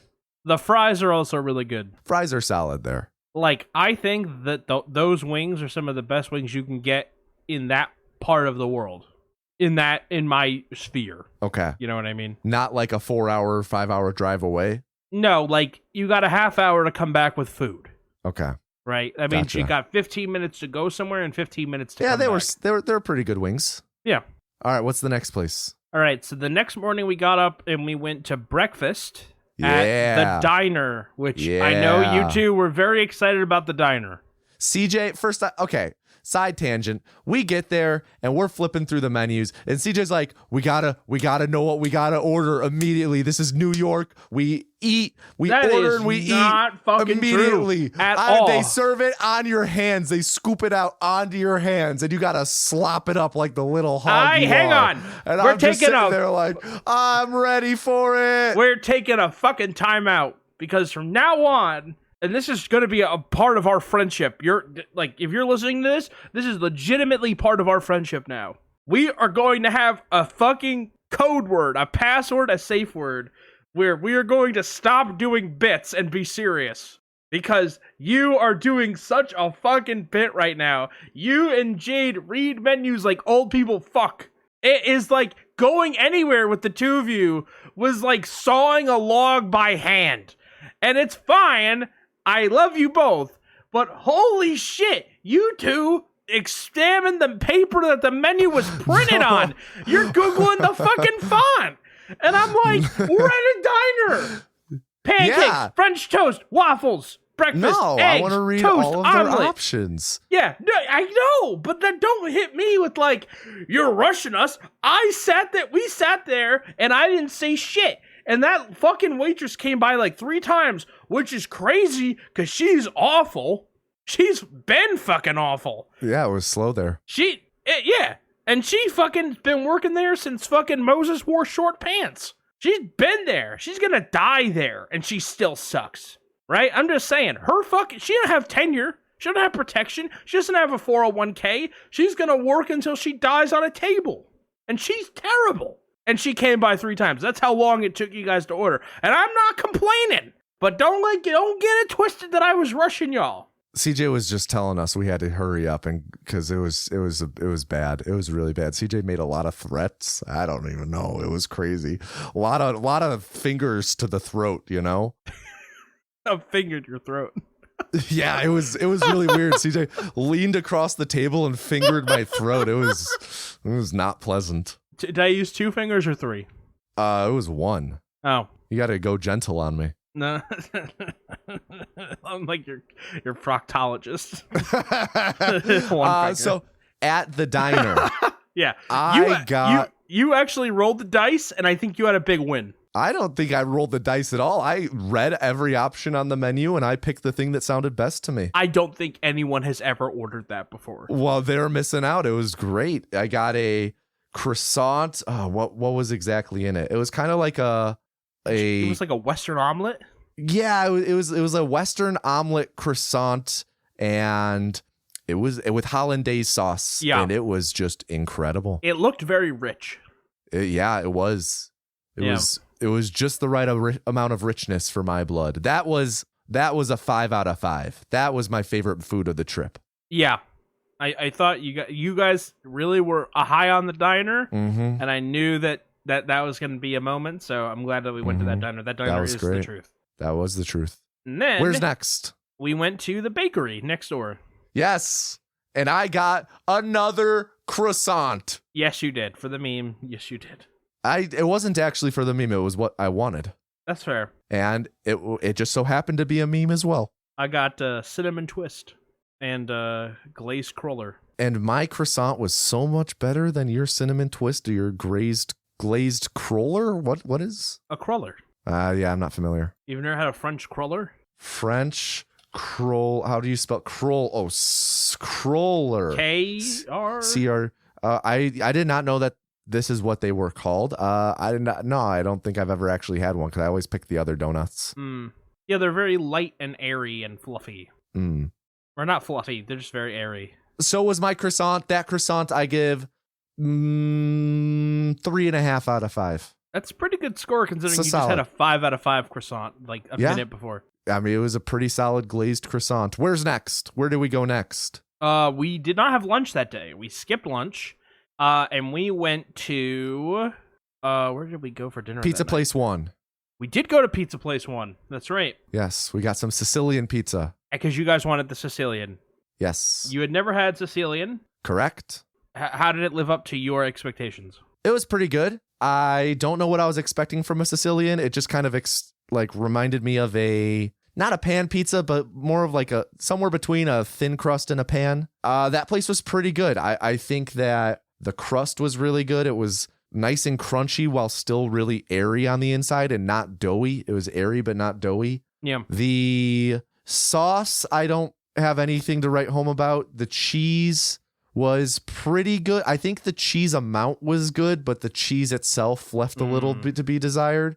Yeah. But I would say overall, really solid pizza. I'd give that a 3.5 out of 5. I think that they source local fresh ingredients. And in my experience, when you do that, it's hit or miss on the quality. Yeah, it's not like it was bad. I don't think it was bad, but when everything's local, it's like, okay, we don't have the edge on everything. You know what I mean? Like maybe you could source your mozzarella, right?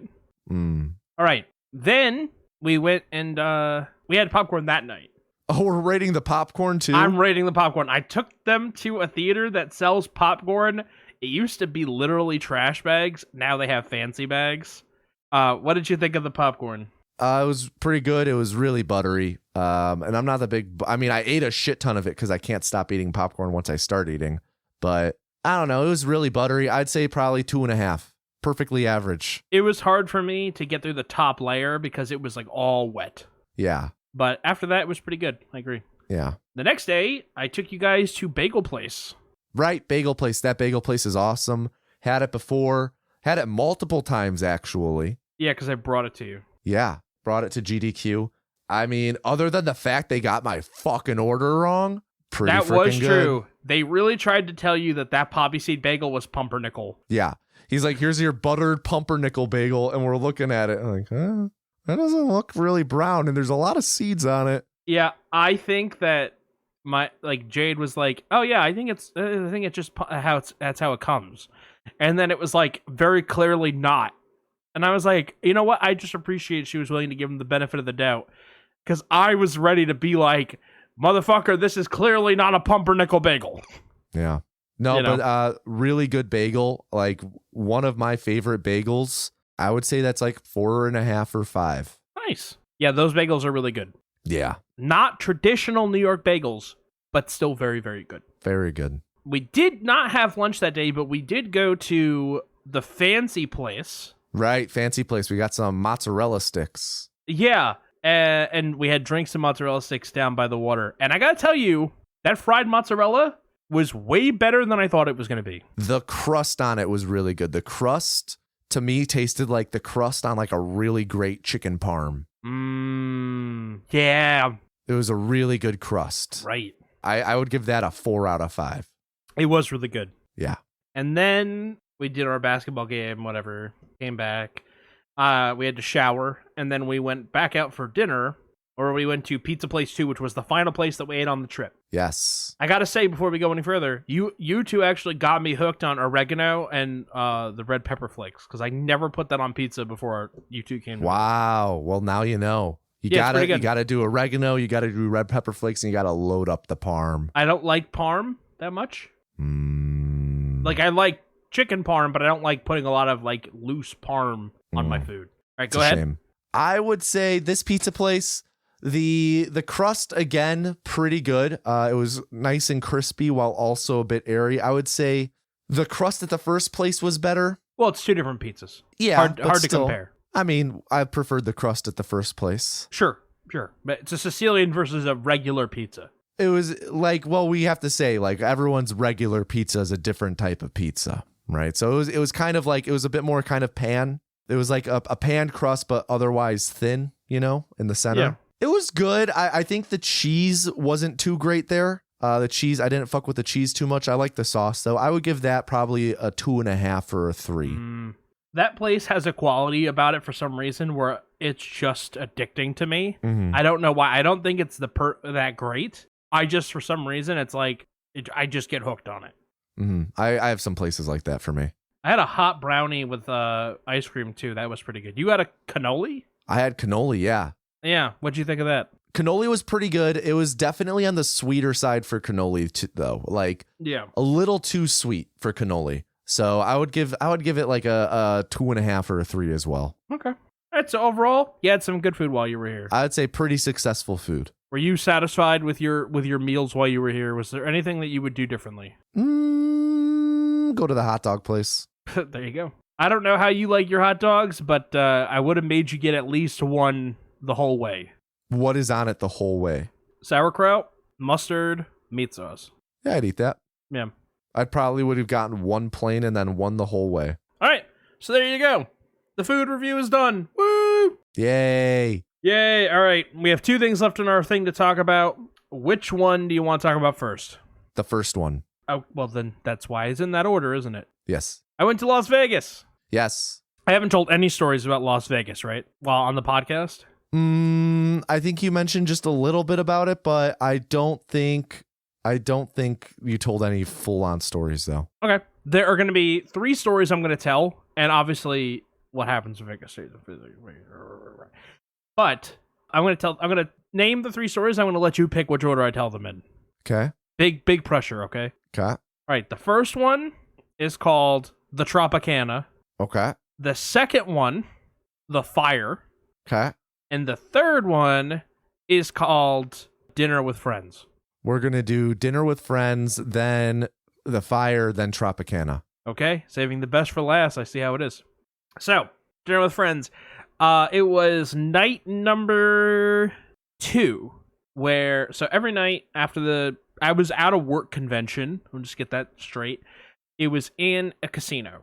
And the casino, it was in an event space next to the casino. I was in the MGM Grand.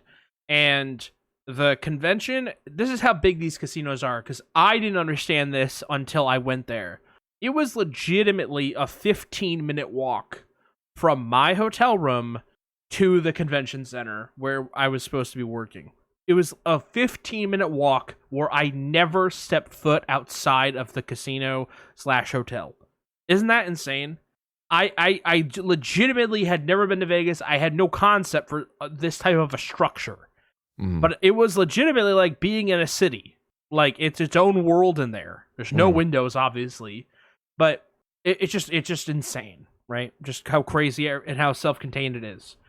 So we, after the show every day, we had made reservations to go out to dinner, me and the people that I was working with. And on the second night, I was just toast. Like, I really had to use the restroom. And every time that I went to the bathroom at the show, someone would accost me in the bathroom and try to start talking to me about my work. And I'm like, dude, I'm trying to take a shit.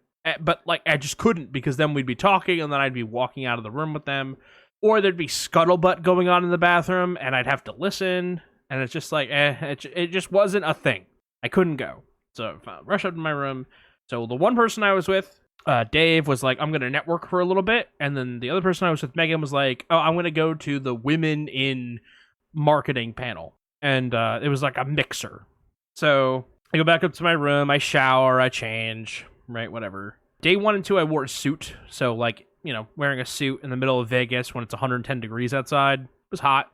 It was like a comfortable 70 in the convention center, but with no airflow. And airflow is very important. So I get down, and we said we'd meet by the fountain, which was just in the middle of all the elevators. We just meet by the fountain at 7:30 or meet by the fountain, 7:30, because our reservation was for 8, and it was going to take 15 minutes to get there. So we get there, and they come down, and Dave had gone to the social and everything, but Megan had gone to the mixer for the women in marketing, and she had a glass broken on top of her.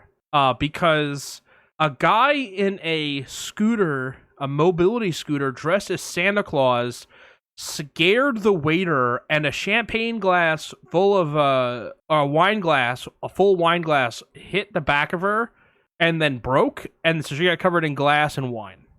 Sounds like she fucking deserved it. Wow, damn.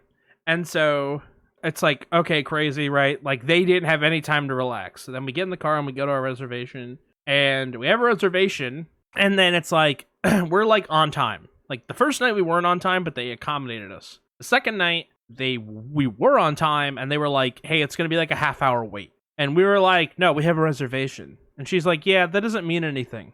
It just means that we will hold a table for you when we have a table. And it's like, no, then you don't understand how reservations work. And she's like, I understand how reservations work. It's my job. And I said, I think you get the spirit of reservations, but not reservations, because we're here on time, there should be a table.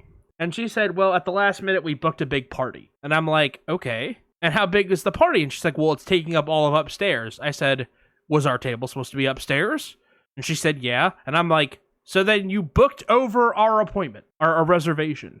And the manager comes over, and they're like, yeah, it's going to be like half an hour.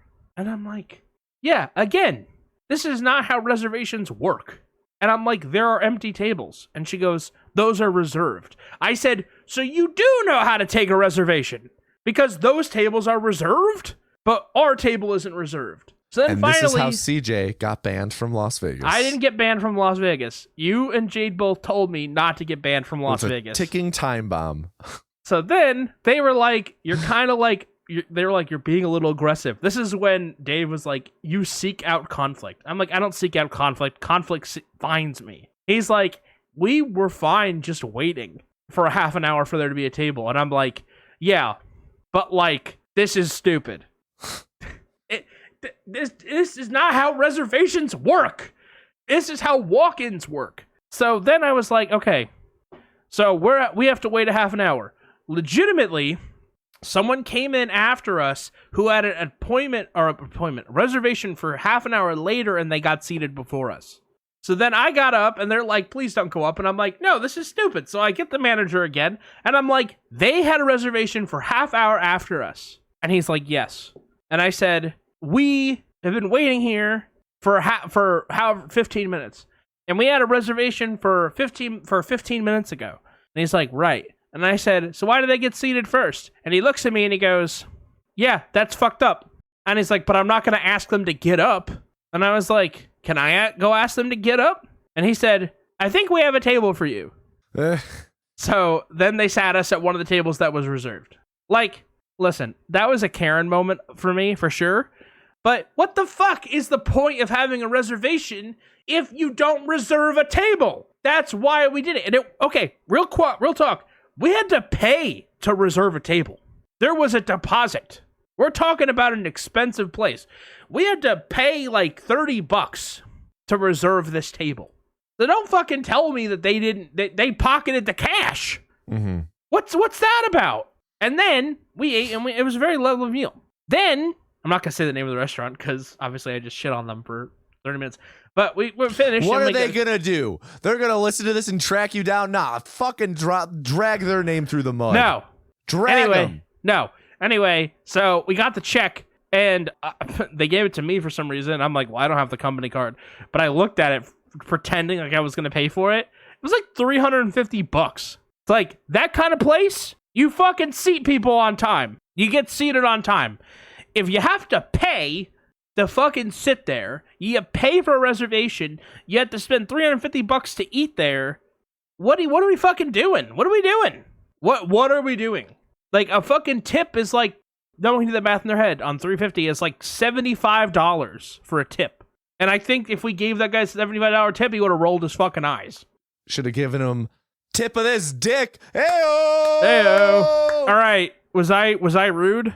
No, I think it's pretty stupid, but I don't think you needed to go up and confront like that. I think we would still be waiting there. To this day, no, you would have been fine.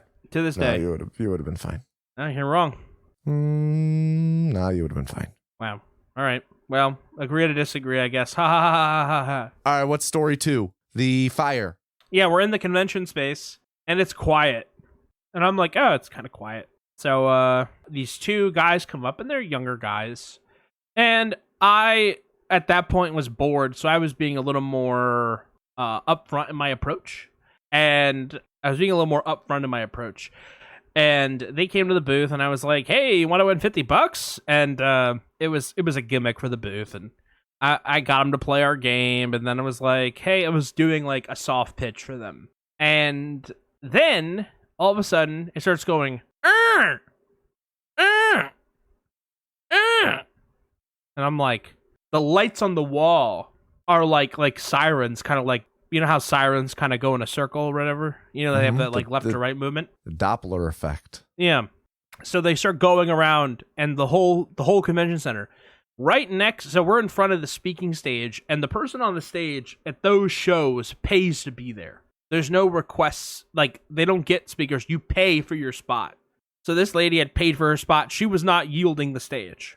So every 5 seconds,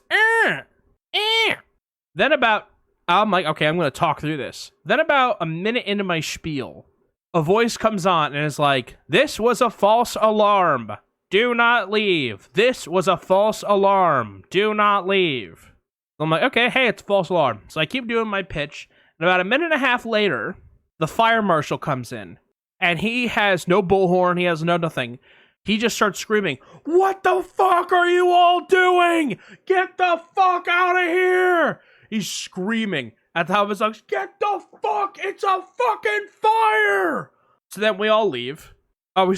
So my two people that I've been working on for like 5 minutes now, they leave. And I'm like, oh no, you fucking don't. So I grab my coat, I grab my jacket, and we're about to go outside.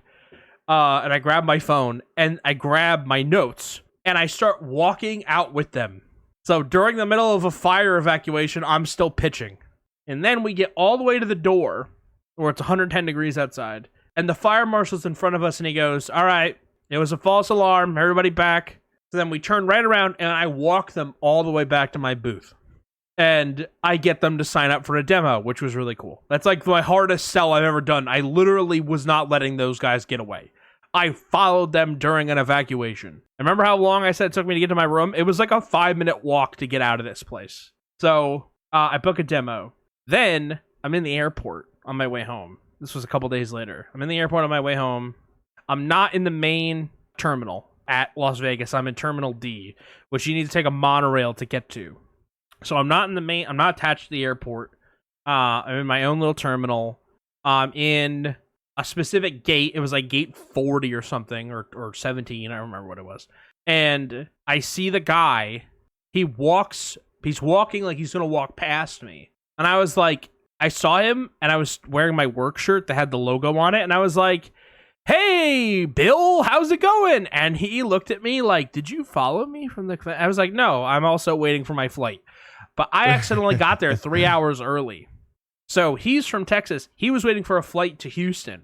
It just so happened that later that day at that same gate, there was going to be a flight for me going back to New York. Or going to Phoenix. That's right. I had to go to Phoenix first. So really funny. You should have said, yeah, I'm following you. I booked the same flight as you for this reason. Yeah, so we can keep going. I literally kept doing my thing. He's like, I already booked a demo. You got me. There's nothing else for you to sell me. I was like, hey, not that you know of. Mm. You didn't laugh at all at either of those two stories. I mean, no. I'm listening. Yeah, or no. I'm listening. Plus, I've also kind of heard some of these stories before. Yeah, well, you're the analog for the audience. All right, I will analog away for this third story. I'm ready. You like this story? I'm ready. All right. You're going to overdo it now, you son of a bitch. Oh, no, I'm not. So, the last... I hate you. All right. So, I get to the hotel, and there was a problem with me checking in because they would not let me check in unless I had the card that was used to book the appointment, or to book the reservation. And I didn't have it because my job booked the reservation for me. Mm. And then they said to me, okay, we can use your card. That's fine. And I said, okay, how much is the hotel room? And they were like, $3,000. And I'm like, okay, I can't afford that. Ha ha ha. But also like, yeah, there's a non-refundable $500 security deposit. So I called and woke up Dave, and I was like, Dave, get down here with the card. So then Dave came down and helped me out. But we were making small talk, and he was talking to me about something. And I really wasn't paying attention. He was talking about the Tropicana, and he was like, yeah, it's so sad about the Tropicana. And I was like, oh, wait, it closed? He's like, yeah, it's closed. And I was like, okay, cool. So I go to my room, and it's late. It's like almost 1 a.m. I pass out. I got to get up at 5 a.m. Because I have to be there by 6:30, and I have an itinerary every day of that trip from 6 a.m. to midnight. So I'm like, I just got to get some sleep. So I get some sleep. I go through the day again, and again, no time for anything, right? I mean, I didn't leave the hotel, basically, except to go to dinner. We went to dinner off the Strip. I came back that night. And I got to bed around 12:30. We stopped for a mixer nightcap thing. And I got up to my room, and then about 2 hours later, I hear, boom! And I'm like, the fuck was that? It like jolted me awake. It was so loud. And then it was like, pow, bang, bang, bang, bang, bang, bang. And I'm like, what the fuck? So I go to my window, and directly across the street from me, they are launching fireworks at 2:30 in the morning. And I'm like, what the fuck is this? Vegas, baby. There was a drone show going on along with the fireworks. And I'm like, what in the fuck is going on? It's 2:30 in the morning. When I tell you it was across the street, I'm not saying it was across the street like across the highway. It was across the street like your house is across the street from your neighbor's house, okay? That's how close it was. It was like 100 feet away from the lobby. It was really fucking close. And my room is facing it. So I'm like, what the fuck? So I'm like, okay, whatever, they're putting fireworks on. Then I leave the curtain like slightly open, and I lay down, and I can't get back to sleep because it's fucking still going on. It goes on for like half an hour. I swear. It probably was like 10 minutes. It felt like it went on for an hour. And then there's a pause. And I'm like, oh, okay. So then I hear the loudest sound I've ever heard in my life. And it's so much louder than all the other booms. It is like an explosion.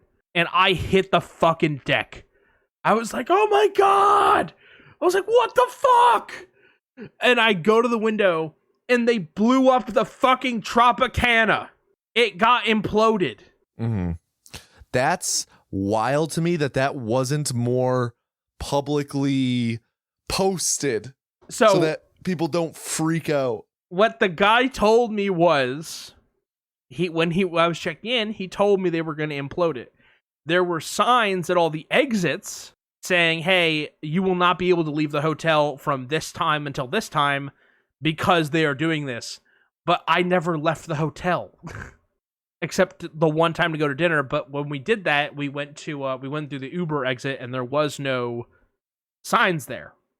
So I was like, oh my fucking God. I literally was like, am I under attack? Like, I thought I was getting shelled. Mm-hmm. I genuinely thought the fucking it made the building shake. Mm.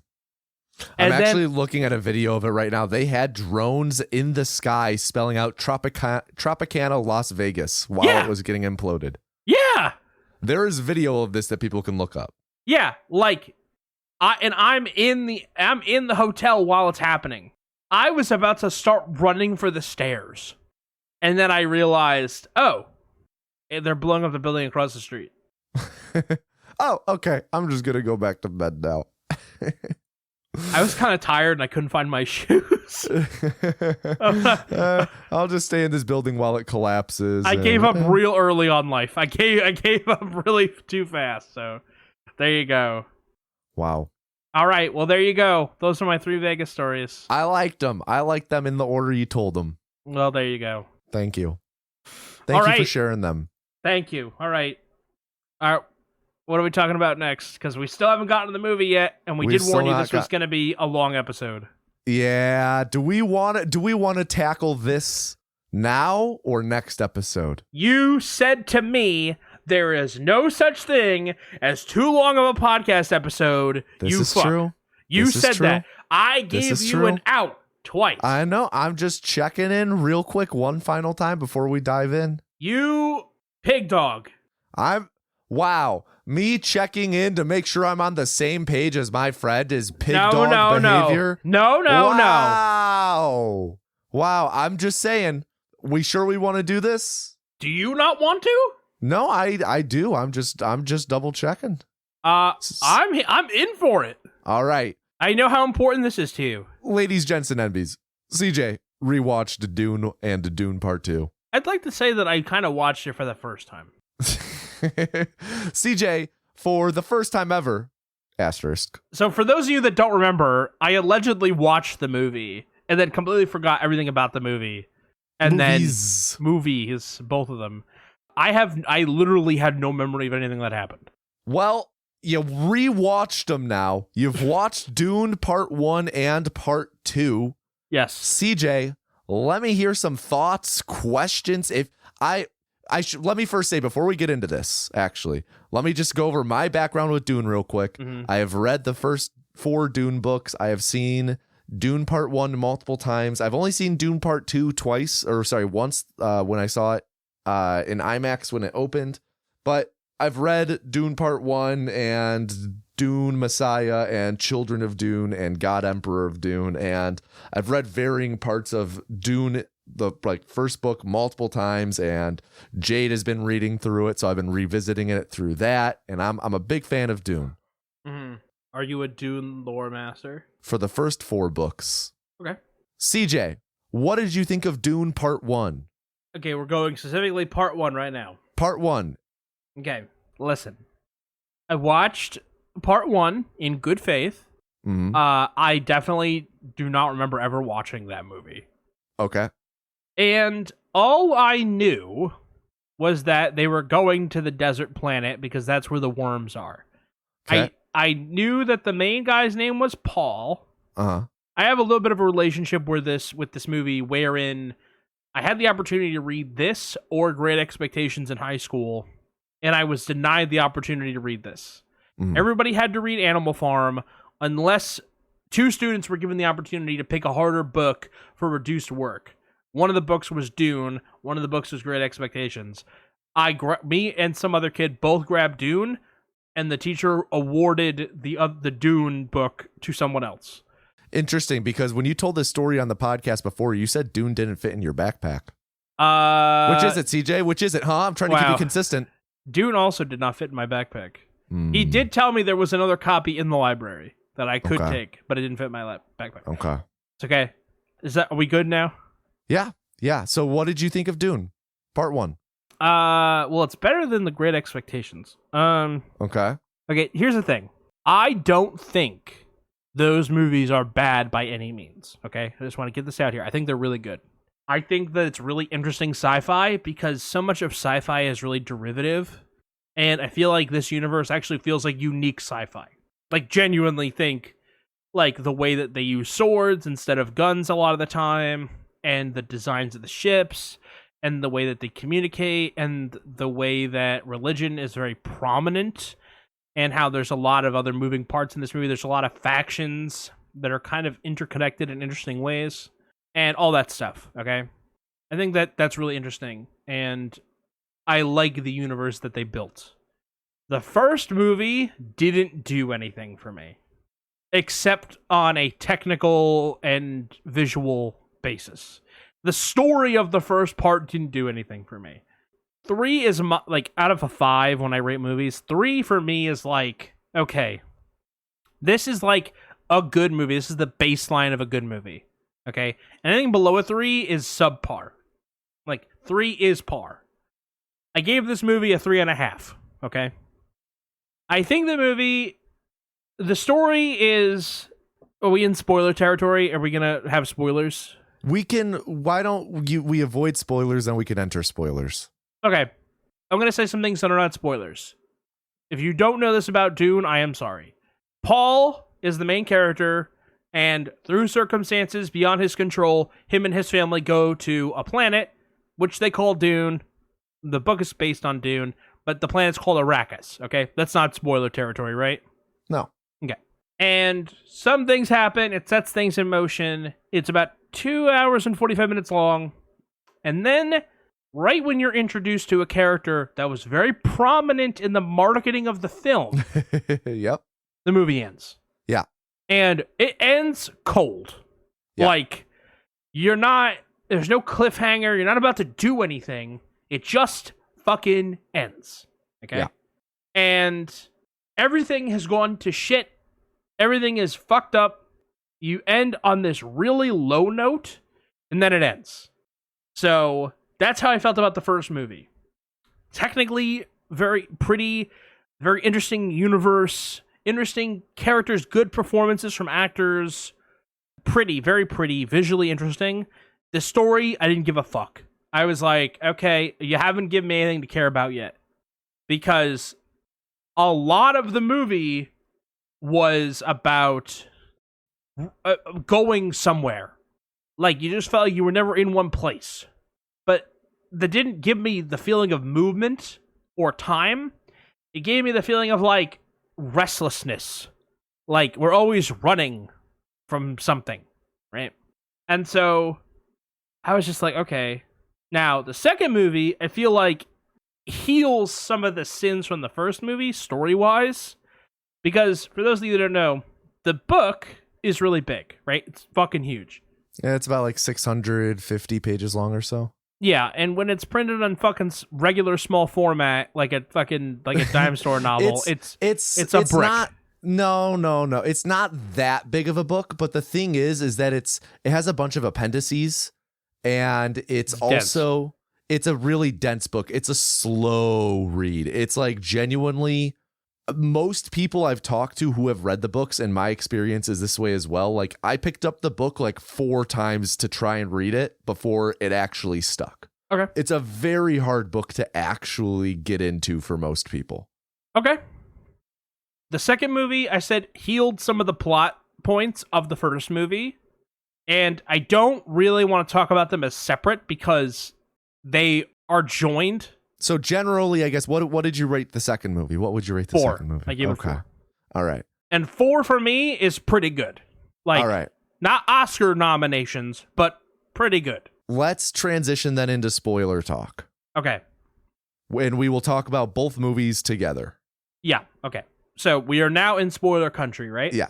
Yes. Okay. I just want to say, like, straight up, like, I do agree. Like, to me, I think these movies, first, I'm a big Denis Villeneuve fan. I think he's probably the best working director in Hollywood as of right now.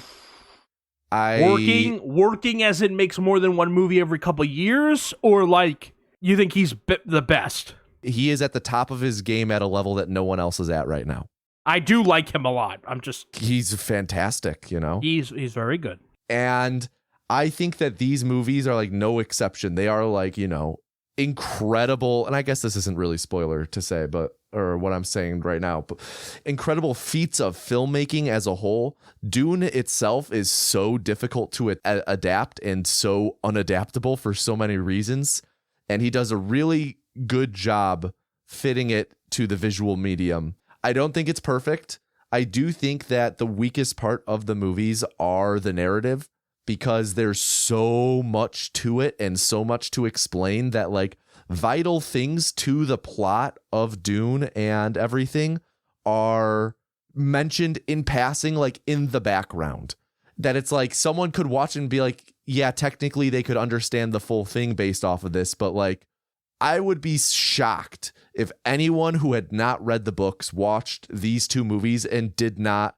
And I would be shocked if they walked away having the full picture and fully understanding what happened. I do think that the movies are a little bit lackluster in the narrative department. And that's why, like, you know, on Letterboxd, I didn't give them a 5, despite me thinking they're like, you know, they're so incredible. Yeah. And it's just because I feel like there's a bit missing there narratively. But I think that might be more of an issue in adapting Dune than it is like, oh, Denis Villeneuve really fumbled that. And I really do agree with you. This is a very dense story to tell. Yes. That the only real way to get the whole book adapted perfectly would probably be a miniseries with more than one season. Which, it's funny you say that. I believe it was an Australian television production company. They actually adapted Dune, like the first 3 books, into miniseries in the early 2000s. Were they good? I have not watched them. I've heard mixed things. The general consensus that I feel like I've gotten the vibe is that people who have not read the books do not like them. People who have read the books do like them. It's a fine balance, right? Mm-hmm. Okay, let me talk about how I actually feel about the movie without the guise of spoilers, okay? Sorry, under the guise that I am now going to spoil stuff. So, the Harkonnens, right? They come in, they kill House Atreides. They leave fucking 6 people alive after killing an army of hundreds of thousands, millions. Like, it didn't even look like House Atreides put a fucking dent in the Harkonnen army. Mm-mm. And I don't know if I was supposed to understand that Atreides was that small. I don't know if I was supposed to understand how overwhelmed or overmatched they were. I know that one person seemingly took down an entire army with an ambush. The fucking fact that what's his name? Stellar Skarsgård? Stellan? Whatever. Him? I love him.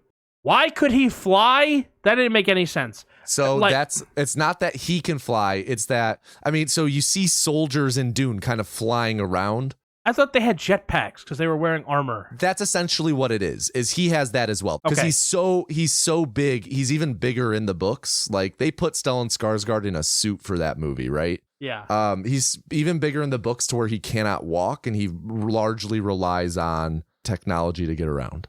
So he's in like the fucking milk and oil bath or whatever for the whole movie. Yeah, that's from the movie solely. That's not a thing in the books. Okay. So they destroy House Atreides. Mm-hmm. Paul and his mom, Lady Jessica, escape, right? Yes. They get away into the desert. Yes. They have the voice, which I don't understand why. I guess if I'm writing a book, yeah, you can't use the voice all the time.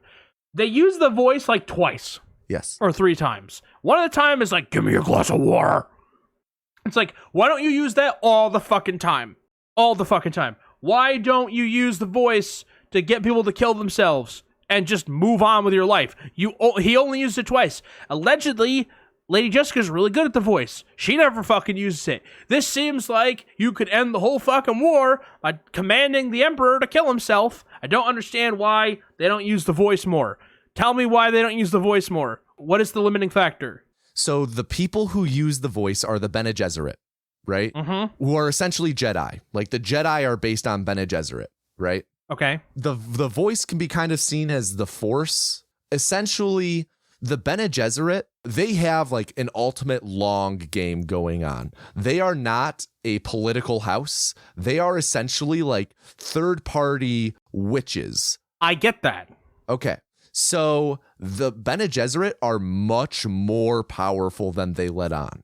In fact, Bene Gesserit are like able to make themselves like live forever if they want. Okay. They sure. could do that, but they actively limit how much they use their powers and how much they show off, because if they are already not trusted at all, because they are this third party, everyone kind of knows that they're up to something.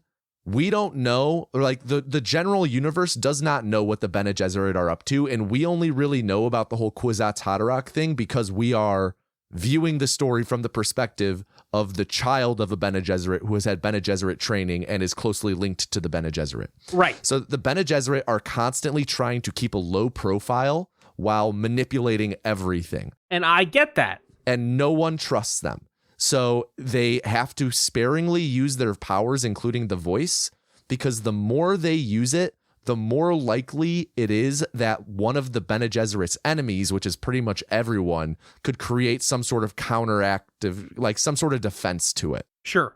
But why doesn't Paul use it? Because he fucking hates the Bene Gesserit. He has not fully mastered the voice yet. Okay. Like at the start of the movie, we see him attempting to use it on Lady Jessica, and he's unable to fully do it. Yeah, but then he does later on the plane. Yeah, it's a big moment. Yeah, but I'm like, then he never uses it again. Well, it's because the movie ends shortly after, and there's not many moments for him to use it after. Okay, well, the second movie, he doesn't really use it either. Yeah, again, because it's not really something that, like, okay, for example. I get why the Bene Gesserit don't use it. Yeah. But he's like the anti-Bene Gesserit.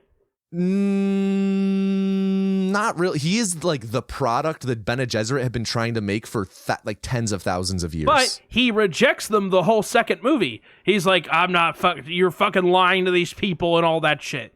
Like, he's very angry about it. Yes, because like the Bene Gesserit are like, their whole deal is they have planted false prophecies on pretty much every planet, right? And I do love that plot line, right? Yes, it's awesome. I do love, he is not actually a prophet. Yeah. He is not, this is not real. You have to look at it kind of, I guess the main question is, why doesn't he use the voice more in the second movie? Yeah, I get the plot point of, he doesn't use it because it's overpowered. Mm-hmm.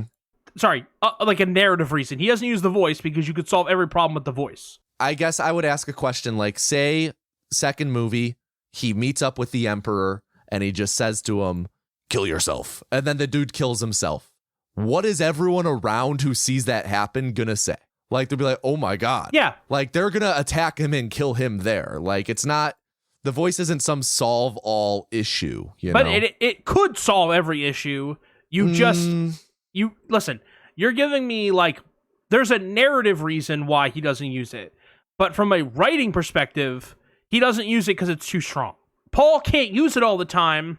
The same reason that Luke can't solve every single problem with the fucking Force suggestion, right? You just can't solve all your problems that way because it's not interesting and whatever. That's why, from a writing perspective, I get the narrative reasons why. So again, I guess what was the question then? If you understand the narrative reasons, I was wondering if there was like another, like, it's like stamina based. That's what I was asking. It might be exhausting to actually physically do, especially if you're untrained. Okay. But it's largely a power play type thing. Like, they cannot show their hand too much. Okay. I can get behind that. Okay. So then, again, when we talked about the false prophet thing, I love that whole angle. Mm-hmm. The whole second movie is, I can't go south. I can't go south. There's like 3 scenes in a row where he's like, I can't go south. And I'm like, I believe you. He tells everyone, I can't go south. He tells that to fucking what's the guy's name? Josh Brolin. He tells it to Josh Brolin. He tells it to Gurney Shawnee. Halleck. He tells it to fucking his mother. He tells that to Javier Bardem. He's like, I can't go south. Like legitimately 3 or 4 scenes in a row. He's like, I can't go south. I can't do it. I'm like, I get it. Everyone's like, go south, go south. He's like, I can't do it. I'm like, cool. Yeah, great. And then the next scene, it's like, I gotta go south. I'm like, okay, all right, fine. Yeah, this is actually this is my big complaint with the second movie. This specific plot line you're talking about, I do think it could be handled a little bit better. In the movie, it was very like 0-1. Like he went from 0 to 1. He went from not going south to going south. The books kind of play it a little bit more. Like, I guess I should ask, do you understand why he doesn't want to go south? He has the premonition, the vision, that if he goes south, billions of people will die. Yes. Because he followed somebody into the south.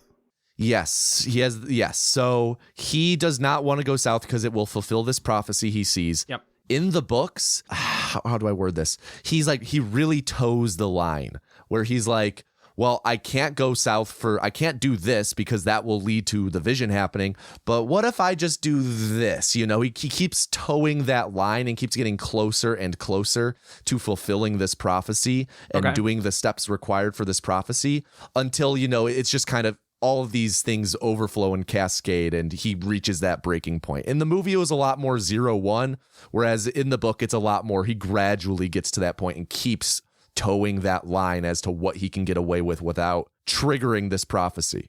Yeah, because in the movie, it goes from 0 to 1. Yes. And it's almost a reluctant, okay, I will go south. That's like my one big complaint about the second movie is that specifically.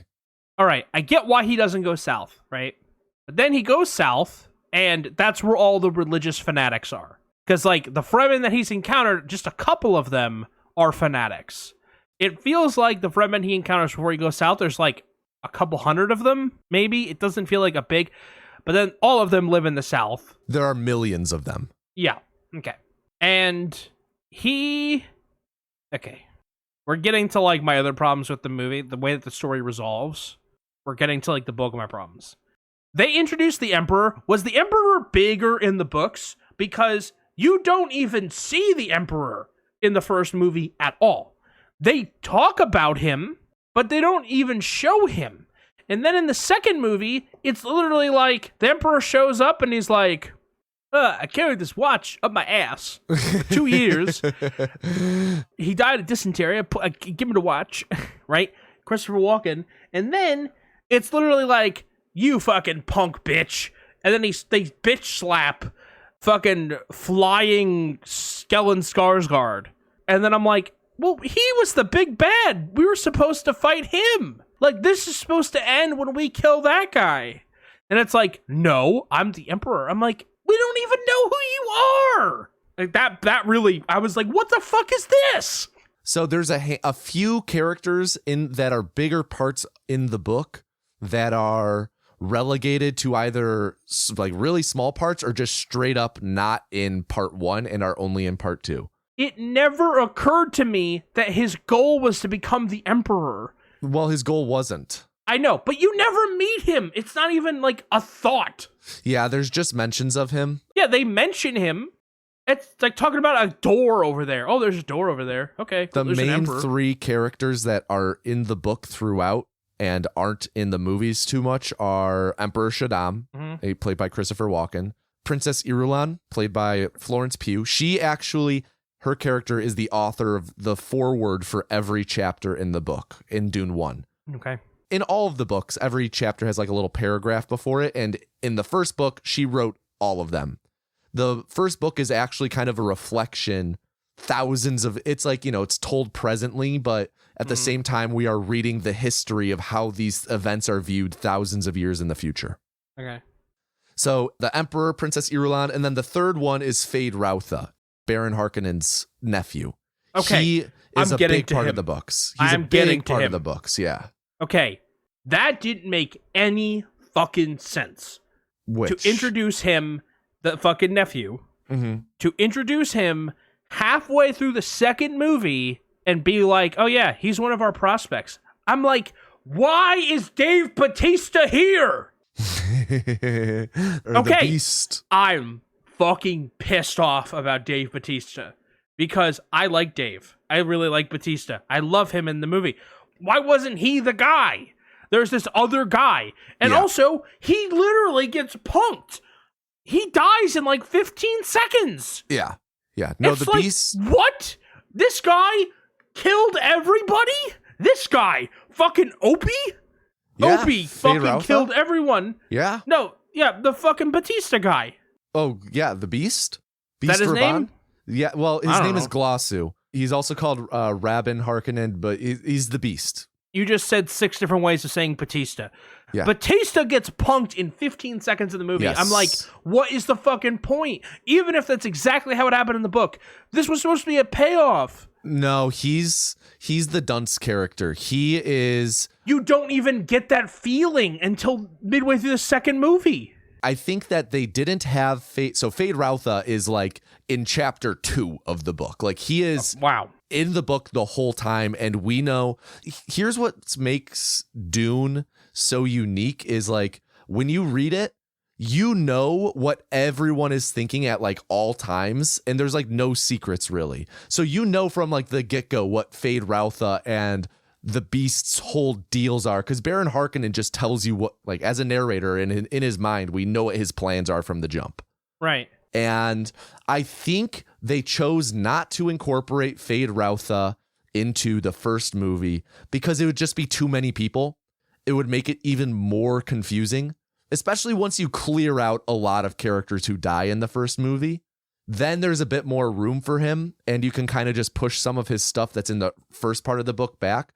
I do think that we don't get enough of a clear picture just what the Baron's deal is with Beast and Fade Rautha. Essentially, Beast's whole deal is he's really dumb, but just really strong, but really, really, really dumb, to where he's just a pawn for the Baron, where he wants to overthrow the Atreides on Arrakis, of course, instill the Beast, and have the Beast be like a horrible, horrible leader. He tells him to squeeze until there's nothing left. He wants him to be a horrible leader for Arrakis so that he can then overthrow Beast and have Fade Rautha supplant him and have Fade Rautha be this beloved ruler on Arrakis. Fade Rautha is Baron Harkonnen's endgame for continuing the Harkonnen line, not Beast. Beast is kind of like not a red herring, but like very early on it's established like this dude is going nowhere. I didn't even know he was in charge. I think the Harkonnens are done kind of dirty, especially just because like there's a lot more going on with them in the book. Do you remember in the first movie, the character Thufir Hawat? He is the Mentat for the Atreides. Let me send you a picture of him from the movies. Do you remember this guy? Yeah, that guy.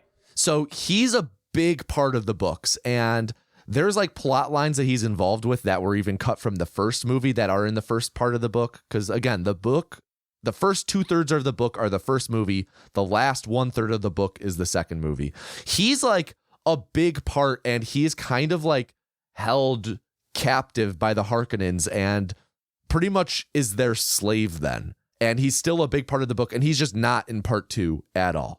Like a lot of characters had a lot of cut down time. And I do think that Fade Rautha and the Beast and just the Harkonnens as a whole are victim of that. Yeah, to the point where I would be like, just cut him out of the movie because he didn't do anything in the movie. Like Who, Thufir? Yeah, this guy. No, you can't cut Thufir. Listen, I'm just saying he didn't do anything in the movie, so just cut him out of the movie. Like, I get that he's important in the books. I'm just talking about addition by subtraction. And I think it would be genuine subtraction. Well, I did like him. Yeah?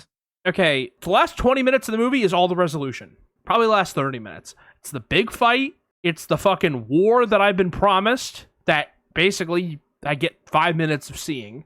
And then it's in the room where they have the Emperor and the Emperor's daughter and the Bene Gesserit and Lady Jessica and the Fremen and Paul, right? Yeah. The final 20 minutes. It really, genuinely the last 20 minutes of what is actually like 5.5 hours of film. The big payoff where they have the fight with the guy I don't give a fuck about because he's not in the first movie and he shows up halfway through. Fade Rautha. I did Austin like Butler. that they went through the same trials as Paul. Like, or he had to put his hand in the box. Yes, the ganja bar. Yeah, and I'm like, it's called a ganja bar? Gom, Gom, space Jabbar, Jabbar.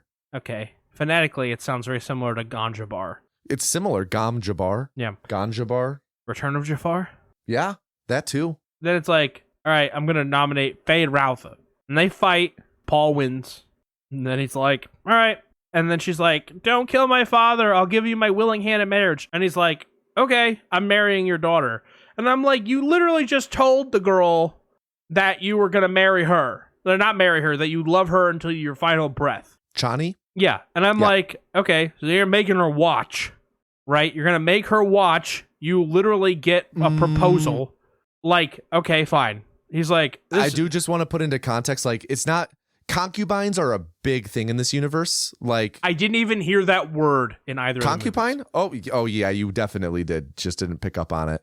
Because Lady Jessica, Paul's mom, she's not married to Oscar Isaac. Didn't pick that up at all. They're concubine. They talk about it in the first movie because he says, like, I would have married you if I could redo it all over. Cool. Didn't know. Yeah. So concubines, like, that's a pretty normal thing in the Dune universe. Him cucking her isn't. He's not actually cucking her. He's still getting with Chani. Well, listen. I bet she feels pretty cucked in the moment. I don't think she really does. In the movie, she's heartbroken. So don't tell me that she doesn't feel that in the whatever. In the book, fine. She looks like he just took her heart out and stepped on it in the movie. And then the movie ends where they're like, "Oh, sire, the other houses aren't going to yield to you." Yeah. And then he's like, "All right, we're just going to unleash the Fremen on the universe." Yeah. Cool. He began the Holy War. He began. But it the happens jihad in 5 minutes. It's like there's no ramp up. It just ends. Like the ramp up. No. The ramp up is all 30 minutes that happened prior, because you have the war and Paul wins the war. But it happens in 5 minutes. Literally, it's not even a war. There's more action in the Hunger Games. I want to talk more specifically about what you just said, but I just want to say, like, this isn't something that's been building up for 5 minutes. This is the whole movie has been building up to him beginning this holy war. That's what he has been. That's why he was so hesitant to go south, is because he didn't want to begin this holy war, because that's the visions he sees. That's what the future he sees. The only future where he survives, he's beginning to see, is the one that leads to this holy war. And I get that. The whole buildup is that. So I think it's just a bit disingenuous to say, like, there's no buildup to the ending, because the whole buildup is him fighting you build up to the Emperor. The Emperor's there. He does the duel with Fade Routha and he wins. And then the resolution of him winning is he's like, all right, I'll be Emperor. And they're like, we do not accept that. So he's like, all right, I'll invade you guys then. In the movie is literally like boom, boom, boom, boom. And the last 30 minutes is, it's just like, okay, it goes, the pace of it just literally like putting your foot on the gas for the last 30 minutes. Yeah, it's crazy. Yeah, I hate it. I hate that. No, it's so good. It's relentless. No, it's not. It's poorly timed. No. You don't want to hear something interesting, though, is what? The end of this movie. In the book, we don't see like any of that battle at all. We go straight to Paul talking to the, like, it's almost entirely the climax of that book is them in that room with the Emperor and them just being like, oh, wow, there's lots of crazy shit going on outside. Yeah. I mean, it's the difference between a book and a movie. Yeah. Like, in the movie, you show the fight. Yeah. Yeah. Do you have anything you want to say about Dune, or any questions you want to ask me about Dune? I mean, no. Did you have any more questions for me on Dune lore?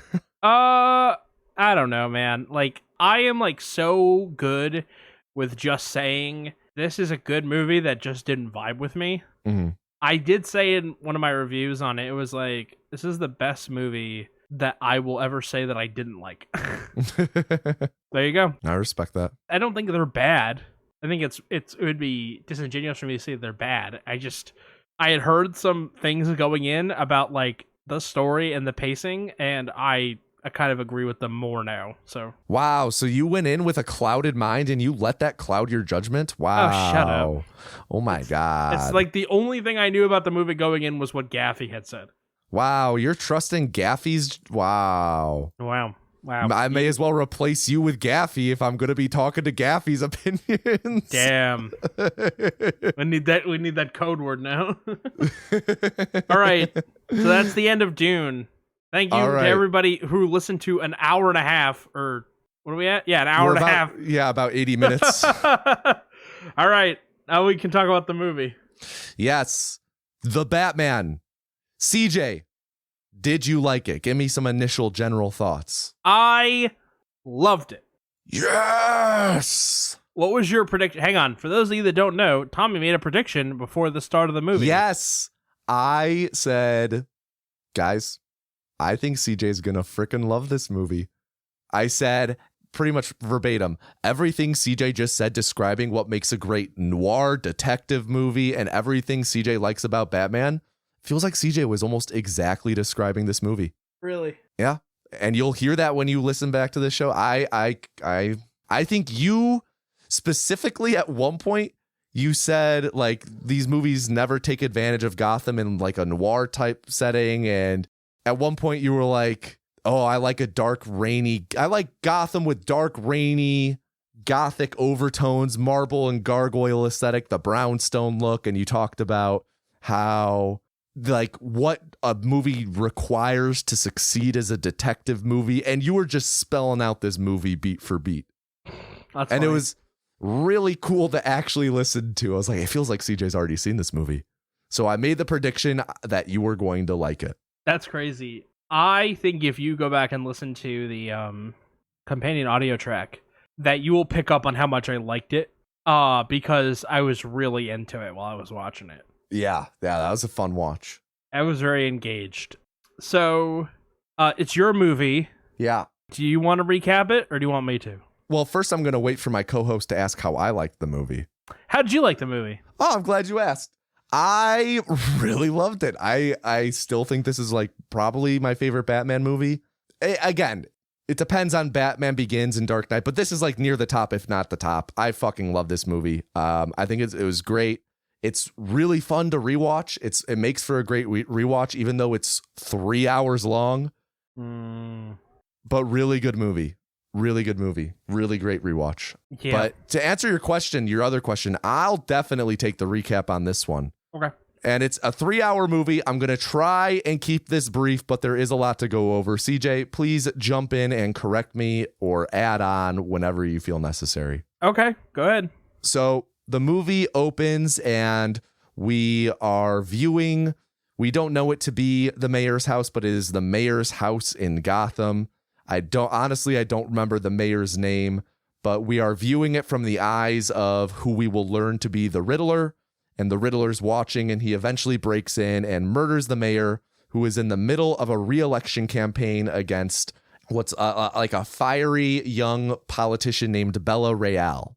The mayor also has a son who the Riddler watches for a bit. The son will be important later. But we go from this opening murder scene to a monologue at night where Batman is talking about him fighting crime and how he uses fear as a weapon to deter crime. And there are multiple moments where we see criminals around town like looking into darkness and getting scared and then just like running away. And this whole monologue kind of culminates in Batman, where like we see a bunch of crimes being committed and we're like, oh, when is the Batman going to show up? Which is the crime that is going to be the one that draws his attention? And it ends up being this gang of guys with skulls painted on their face, like are jumping this dude, and Batman steps in, just absolutely beats this one dude to a pulp. In Batman, in his monologue, he introduces himself as Vengeance. That's kind of his big thing, he is Vengeance. People call him Vengeance in this movie. And the guy who Batman saves here just ends up running away in fear. So the murder at the mayor's happened, and the Riddler left a note for Batman there, and Batman's called there by Lieutenant Gordon. He's not commissioner yet. Batman spots some clues there. The police stare at him. There's a lot of tension between Batman and the police. Batman's in year 2 of being the Batman right now, so he's still very early on. He solves the riddle that the Riddler left, which was, what does a liar do when he dies? He lies still. And while the Batman is there at the crime scene, he catches a glimpse of the mayor's son, who has now lost a parent, like how Bruce did. And then we get a bit of insight into Batman's routine. He arrives back at the Batcave, which is more of a garage.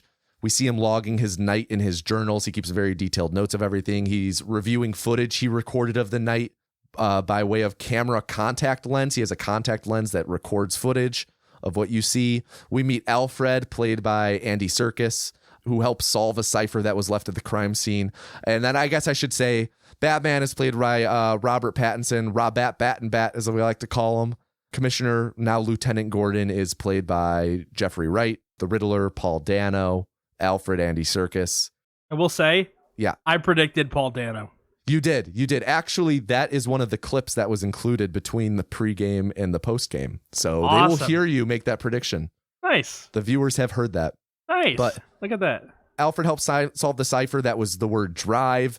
That was the answer. So Batman and Lieutenant Gordon check out the mayor's garage. They find a thumb drive there, and there's pics on the thumb drive from this dead mayor having an affair with a woman, and we see them leaving the Iceberg Lounge in this photo. And the Iceberg Lounge is the Penguins Club.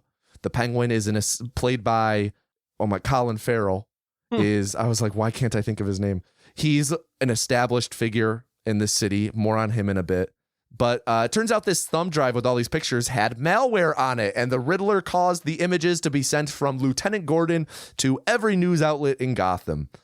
So Batman goes to interrogate the Penguin at the Iceberg Lounge about this chick, and he fights some dudes while he's there. And there's this great scene with him like infiltrating the Iceberg Lounge, and like talking at the front door. The Penguin, when the Batman eventually makes his way to him, the Penguin complies but doesn't give over any useful info. But Batman, while he's there, notices a waitress at the club, played by Zoe Kravitz, is wearing the same boots as the girl in the dead mayor's pictures. So Batman follows Zoe Kravitz home, and turns out and he spies on her the same exact way that the movie opened, with like the same camera angle or same camera perspective and stuff that the Riddler was using earlier when he was spying on the mayor. The roommate, who was on like now all over the news because these pictures were sent to news outlet. The roommate is the mayor's mistress, and she's in distress. And Batman just peeping Toms while the waitress, who is Selina Kyle, played by Zoe Kravitz, changes into her Catwoman outfit and climbs out the window. Follows her to the mayor's place where he and Selina Kyle, Catwoman, they meet. Catwoman is trying to steal her friends like passports so she can flee, and because she needs to get out of town, she's not safe. Batman, they meet and they scuffle, but they work together to not get caught by the cops. And they go back to Selina's place, but when they get there, it's been ransacked and the roommate is gone. And there's a new video being played on the news by the Riddler where he captured the current police commissioner, and then he ultimately killed him. Riddler left another note for the Batman at the crime scene. There's lots of talks and imagery about rats. Let's go on a brief tangent real quick. Speaking of rats, there are two main crime bosses in Gotham talked about in this movie. The first, who is actually in the movie, is Carmine Falcone, played by John Turturro. The other main crime boss in this movie is Salvatore Maroni, who we don't actually see in this movie. He is in jail. The Maroni operation had a big drug bust not terribly long ago. The Penguin works for Falcone, so the Iceberg Lounge that the Penguin owns is Falcone adjacent. Okay. So, yep. Batman and Catwoman. Batwoman and Catman. Yes. They agree to work together to track leads on the missing roommate. They're kind of using each other at the start. They both have their own motives. Selina, Catwoman, wears one of those video camera contact lenses and goes into a secret club underneath the Iceberg Lounge. It's called like Studio 44 or some shit like that. While she is in there, she is able to look at, and Batman is able to identify a ton of cops in here. And it turns out that a ton of the police force in Gotham are on Falcone's payroll, including Gotham's district attorney, Gil Colson. While Catwoman's doing all this stuff, she and Batman end up having a disagreement over like microphone comms. Catwoman has a brief and ominous conversation with Carmine Falcone, the big boss, who is again John Turturro. And later that night, when the DA Colson goes to leave, he gets jumped by the Riddler. So either the next day or a few days later is the mayor's funeral. And it's the first time we have an actual appearance of Bruce Wayne in this movie, other than him just talking with Alfred. It's the first public appearance of Bruce Wayne, and he talks to multiple people while he's there. The first is he bumps into Falcone, and they beef a little bit about Bruce's dad, Thomas Wayne. And Falcone talks about how like Bruce is the one guy in the city more reclusive than he is. And Falcone talks about how when Bruce was a kid, Falcone showed up shot in the chest to Wayne Manor, and Thomas Wayne operated on him on a table in their house and saved his life. And Falcone kind of alludes to there being a reason as to why Thomas Wayne did that and helped out this crime boss. But Bruce just says it's because of the Hippocratic Oath. Bruce also has a bump in with a random guy at this funeral who talks about how the mayor is just another rich dude. And he also has a bump in with Bella Real, the mayoral candidate, who says that Bruce could be doing a lot more to help the city. His family has a history of philanthropy and he's done nothing. Bruce then sees the son of the dead mayor at the funeral. And kind of right when this is happening, a car crashes into the building.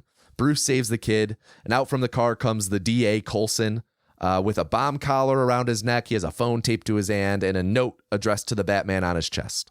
So that we kind of immediately cut to exterior then, and it's now nighttime. Got everyone evacuated, and now the Batman shows up to deal with the scene. And he FaceTimes with the Riddler on Coulson's phone, his hand phone. Coulson has to answer 3 questions, otherwise the bomb explode, but he doesn't answer the final question, which was, who was the informant in the Salvatore Maroni drug bust? Who was the informant? And again, going back to the whole rat thing, there is a rat. The guy refuses to answer. The bomb explodes. Batman survives because he covers his face with his forearms despite being a foot from the blast. Yeah, that was dumb. There are 2 things in this movie that are dumb. That's one of them. So Batman wakes up at the police department and he's talking with Gordon there. This might be my favorite scene in the whole movie. He and Gordon are talking there like very hiding what they're saying because they're like on the other side of some glass, and he sees a cop there that was at the Iceberg Lounge, tells Gordon about it, and then Batman proceeds to escape in like this really fun but short chase sequence. And then Batman and Gordon meet up and they talk about the clue from the note Coulson had on him, the clue is rata alada, which is the winged Spanish for winged rat. So they figure this means that the rat is the Penguin. So they chase the Penguin down. When they meet up, when they like get to confront the Penguin, Catwoman is there and she both discovers her roommate's dead body in a car and also steals a ton of cash and flees. Batman chases down the Penguin with the Batmobile. We have a great reveal of the Batmobile. We'll talk about it later. But he catches and he and Gordon interrogate the Penguin about Rata Alada. They learn he isn't the informant, and the Penguin just rips on them for how bad their Spanish is, because the note says, "You are El Rata Alada," and he's like, "That's the worst Spanish I ever heard. Should be La Rata Alada." And Batman and Gordon then realize that the note is saying URL as in a website, Rata Alada. So they go to rataalada.com, which is actually a real website you can go to that is just Easter eggs for the movie, although now it's actually doing stuff for the Penguin show. So they go on this website, they aim chat with the Riddler. He tells them a riddle. The answer is orphan. So Batman and Gordon go to this old dilapidated orphanage that's also kind of a drug den right now. And this orphanage used to be funded by Thomas and Martha Wayne. And at this dilapidated orphanage is a video of Thomas Wayne playing where he announces his mayoral campaign. He's at this orphanage while he announces this mayoral campaign. And he's also talking about something called the Renewal Fund. And the Renewal Fund was a $1 billion donation that was like a charitable endowment left for the city to help out the people who need it. Just bypass red tape, throw money at the problems of people who need it, like the orphans at this orphanage. So the Riddler left a message saying that the Renewal Fund is a lie and a note about the sins of the father. And because of this, Batman and Gordon deduce that Bruce Wayne is the Riddler's next target. So Batman begins racing back to Wayne Manor and is trying to call and warn Alfred, finally gets through and learns that there's been an accident. Alfred opened a letter bomb that was addressed for Bruce, but he hid under a desk, so he barely survived and is in the hospital. At least he barely survived. Again, I want to talk about that later. There was a note for Batman at the scene, and believe it or not, I'm pretty sure this note is about bringing the rat into the light. So Batman / Bruce, he does a lot of investigating, a lot of walking around shirtless, talks with Selina and they meet up to talk. Catwoman, she wants to kill the cop who was at the Iceberg Lounge, who is also the guy that Batman pointed out to Gordon at the police department. Hey, he's he's with Falcone because it was his car specifically that Catwoman found her roommate's body in. And Batman says something like, oh, your friend had consequences for her choices. And Catwoman kind of scoffs at the idea of her friend having choices and calls out Batman for definitely growing up rich. And they kind of get in each other's faces, and Batman's talking about how Catwoman compromised herself to the Penguin or Falcone for money. And he's like, why, like, what's your number? I can't believe you compromised yourself. And then she reveals that her father is actually Falcone. He is her father. Her mom worked at that secret club. Falcone got her pregnant.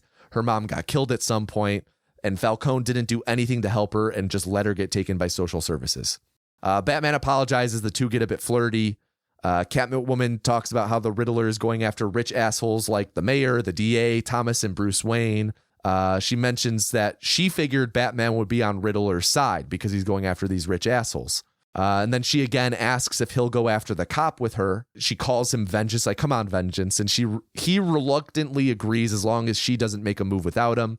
So as soon as he agrees, she kisses him and she says she can take care of himself. So Batman, having heard now that there's seemingly information on the Riddler he's missed, goes back. Turns out there's a new Riddler video talking about Thomas Wayne. And this video exposes that Thomas Wayne, Batman's father, hired a hitman, Bruce Wayne's father, sorry, I should say, hired a hitman to kill a journalist that was going to write about Martha Wayne being in and out of institutions, like presumably out of fear to protect his mayoral campaign. And the Riddler alleges that Thomas Wayne hired Falcone to kill the journalist and keep him quiet. So Bruce now goes to the Iceberg Lounge as Bruce to talk to Falcone. And this is a great parallel to that first scene when he's Batman going to the Iceberg Lounge. They like approach it in the same way, and it's really fun how it plays out. But Falcone essentially tells him that Thomas Wayne came to Falcone and asked him to threaten the journalist to not publish the story. The journalist refused, so Falcone had him killed. Falcone also suggests that Salvatore Maroni was the one who had Thomas and Martha Wayne killed. So Bruce goes back. Turns out Alfred is just waking up at the hospital. He talks with Alfred, kind of tells him what he's thinking, everything he's learned. And Alfred is now insistent Thomas did not want Falcone to kill the journalist, just threaten him into being quiet.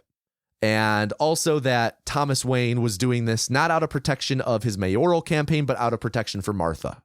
Thomas was then also going to turn himself and Falcone over to the cops after Falcone killed the journalist. And Alfred thinks that Falcone was then who was behind Thomas and Martha getting killed so that he wouldn't get turned in. So Batman and Gordon arrive then at the bat signal. The bat signal is on and they go up. They're like, oh, it wasn't you. And they go up and Catwoman is at the signal. She turned it on and she has apprehended that cop on her own. She went without Batman. He has him tied up and she plays a voicemail, I think on that dude's phone, that reveals that 1, Falcone is the rat. And 2, he killed Selina's roommate when she found out he is the rat. And it's at this moment that Batman and Gordon realize that Rata Alata meant like a falcon, not penguin, because falcons have wings too. It took them that long to realize. And it's kind of revealed in this moment that Falcone practically runs this entire town and is mayor. It's not that he is in the pockets of the cops and stuff, and he is their informant. The entire town is in his pockets. They all work for him. Falcone is actually the one who orchestrated Maroni's whole arrest and the transition of all of Maroni's business to become his own, with the cops working for him in the process to transition that over, and the whole thing is corrupt. So Batwoman, Catwoman, and Gordon all begin to race to the Iceberg Lounge because Catwoman leaves first as she is on her way to go and kill Falcone, her father, in revenge for her roommate. Batman is racing there to stop her and catch Falcone, and Gordon is going to, clean up the mess and arrest Falcone. This leads to some great action scenes. That is also there's a really dope hallway fight scene that's entirely dark and lit by gunfire. And Batman ends up stopping Falcone from strangling Catwoman, stops Catwoman from shooting Falcone, and Falcone is arrested. They take him outside. And when they step under a streetlight out back, and it's a big scene, I should say, there's tons of cops there. Falcone's like, you think you got me? No, this whole city's in my pocket. And they step outside to reveal all of the cops are there to arrest him. The cops have turned on Falcone, and the Penguin's there. They're walking, and they walk under a streetlight, and bang, there's a gunshot. Falcone dives. He takes a dive. The Riddler just sniped him from a nearby window. And Batman looks up, looks at the streetlight, and he realizes that he had just brought the rat into the light like the Riddler's note said to do. So they look up, they see the Riddler run away from the window. So like, oh shit, that's where he lives. He lives right there in plain sight. They run up, Riddler's not there, but they find him in a nearby diner and arrest him. In the whole movie, we've only seen the Riddler while he's wearing like an army surplus mask. And we finally see him unmasked as Paul Dano. Batman and the police investigate the Riddler's apartment. They find the murder weapon from the first murder where they killed the mayor, where he killed the mayor, and it's some sort of pry tool. That's what they call it in that moment. And there's a bunch of notes on the wall about unmasking and revealing the true you. And Batman thinks that he is the Riddler's final target because of these notes. And at that moment, Gordon gets a call. The Riddler is asking to speak to Batman at Arkham. Batman goes to Arkham, and he and the Riddler talk. And the Riddler starts off talking about Bruce Wayne and the resentment he had about when Thomas Wayne died. All of the attention was about the orphan Bruce Wayne, who was still a billionaire. Orphans like the Riddler, whose name is kind of revealed to be Edward Nashton, though it's ambiguous because he has multiple IDs. He was an orphan at that orphanage, and he was forgotten about. And Batman thinks for a second that the Riddler knows he's Bruce Wayne, but then based on what the Riddler's saying, and like we as an audience think that he also knows, and he's about to reveal, I know you're Bruce, but the Riddler keeps talking, and it's revealed he doesn't know that Batman is Bruce Wayne. Huh. That is my favorite part of the movie, by the way. It's a great moment, right? So the Riddler then talks about how he and the Batman are the same. Like their masks allow them to be completely themselves. There's no shame when they're wearing their masks, no limits. And the Riddler has thought this entire time that he and Batman were working together. Riddler was the brain, Batman was the brawn, and Batman himself showed that you can use fear and focused violence to get your point across, and this inspired the Riddler. And Batman says that Riddler's out of his mind, that this is all in the Riddler's head, and that he's a pathetic psychopath who will die alone as a nobody. Like, he really goes in on him. And then Riddler starts yelling, realizing that Batman was not on his team and that he had this all planned out and how they could be safe there and see the whole thing together. And it's at this moment that he realizes Batman did not fully figure out the Riddler's plan. And he says to him, oh, you're really not as smart as I thought you were. That's probably my favorite line in the movie. It's a great moment. Because it also sets up how, like, Edward Nygma in the comics usually feels about Batman. Mm-hmm. It's like, oh, you're really dumb, aren't you? And we can talk more about it. Like, it's a really well done adaptation in that aspect. So Batman goes back to the Riddler's apartment to look for more clues, see what he missed. And while he's there, he runs into a cop who's kind of just watching over the scene. It's a cop who's been present throughout the movie in multiple scenes. Not a dirty cop. He's a good guy. The cop is kind of talking at the Batman and like expecting responses. And every time the Batman just kind of looks at him and doesn't say anything, which is such a Batman move. And the cop mentions like, man, this guy's a real sicko. That murder weapon, like, can't believe he killed him with a carpet tucker. He calls it like a carpet tool. And it's interesting. And I kind of called this out while we were watching it. It's interesting that Batman never properly identified what the murder weapon was because he's Bruce Wayne. He's done probably zero manual labor in his life. So there's zero shot a billionaire like he does knows what a carpet tucker is, right? Yeah. So Batman then takes the carpet tucker and he uses it to tear up the carpet in the room where there's a huge map of Gotham underneath the carpet and a password to a video file on the nearby computer. And it's at this moment they like he and the cop watch the video. They learn that the Riddler is a Twitch streamer. They learn that he's been planning something with a small online fringe community. And they realize that part of the plan is to blow up the seawall surrounding Gotham and flood the city. And it's like right when they learn that the bombs then go off around the city and everything begins flooding. Like it is, oh fuck, we learned the plan. Oh fuck, we failed. Like boom, boom. And it's then like they finish the video and they learn that the rest of the plan is to have a bunch of like, you know, people in on the Riddler's plan, others of these followers, people in this fringe online community of his. Mm-hmm. They are all going to Gotham Square Garden, which is Madison Square Garden, and they're going to do a mass shooting on all the people who are there for shelter from the flooding and people who are there because riddle this, it's also election night. And Bella Real is now the mayor-elect. She's won the election. She's going to be there because that's where the big post-election event and stuff is. And they plan to like kill her too, and just, it's just an ultimate clusterfuck at the Madison Square Garden right now. And the dead mayor's kid is also there. Mm-hmm. So Batman races there. Everyone kind of races there. Batman, Catwoman, Gordon. The city is flooding. And Batman gets there and he fights all the dudes in the rafters and on the catwalks. It's like a big final action scene. Stadium, the garden is flooding itself as well. Catwoman and Gordon show up and help. Catwoman saves Batman at one point. Batman also takes a shotgun blast to the chest at one point and injects himself with this green serum that makes him kind of Hulk out and beat a dude to a pulp. It's actually revealed, and it's something that I didn't pick up until a different time I had watched the movie, but the dude who he beats up here is the same guy he briefly talked to at the funeral, who was like, just another rich asshole. So once all of the Riddler's goons are taken out on the catwalk, Batman prevents everyone in the water below from getting electrocuted by a sign that's going to fall. And he then drops down himself and he proceeds to actively save all of the people from like rubble and the flooding. And he starts with the dead mayor's son.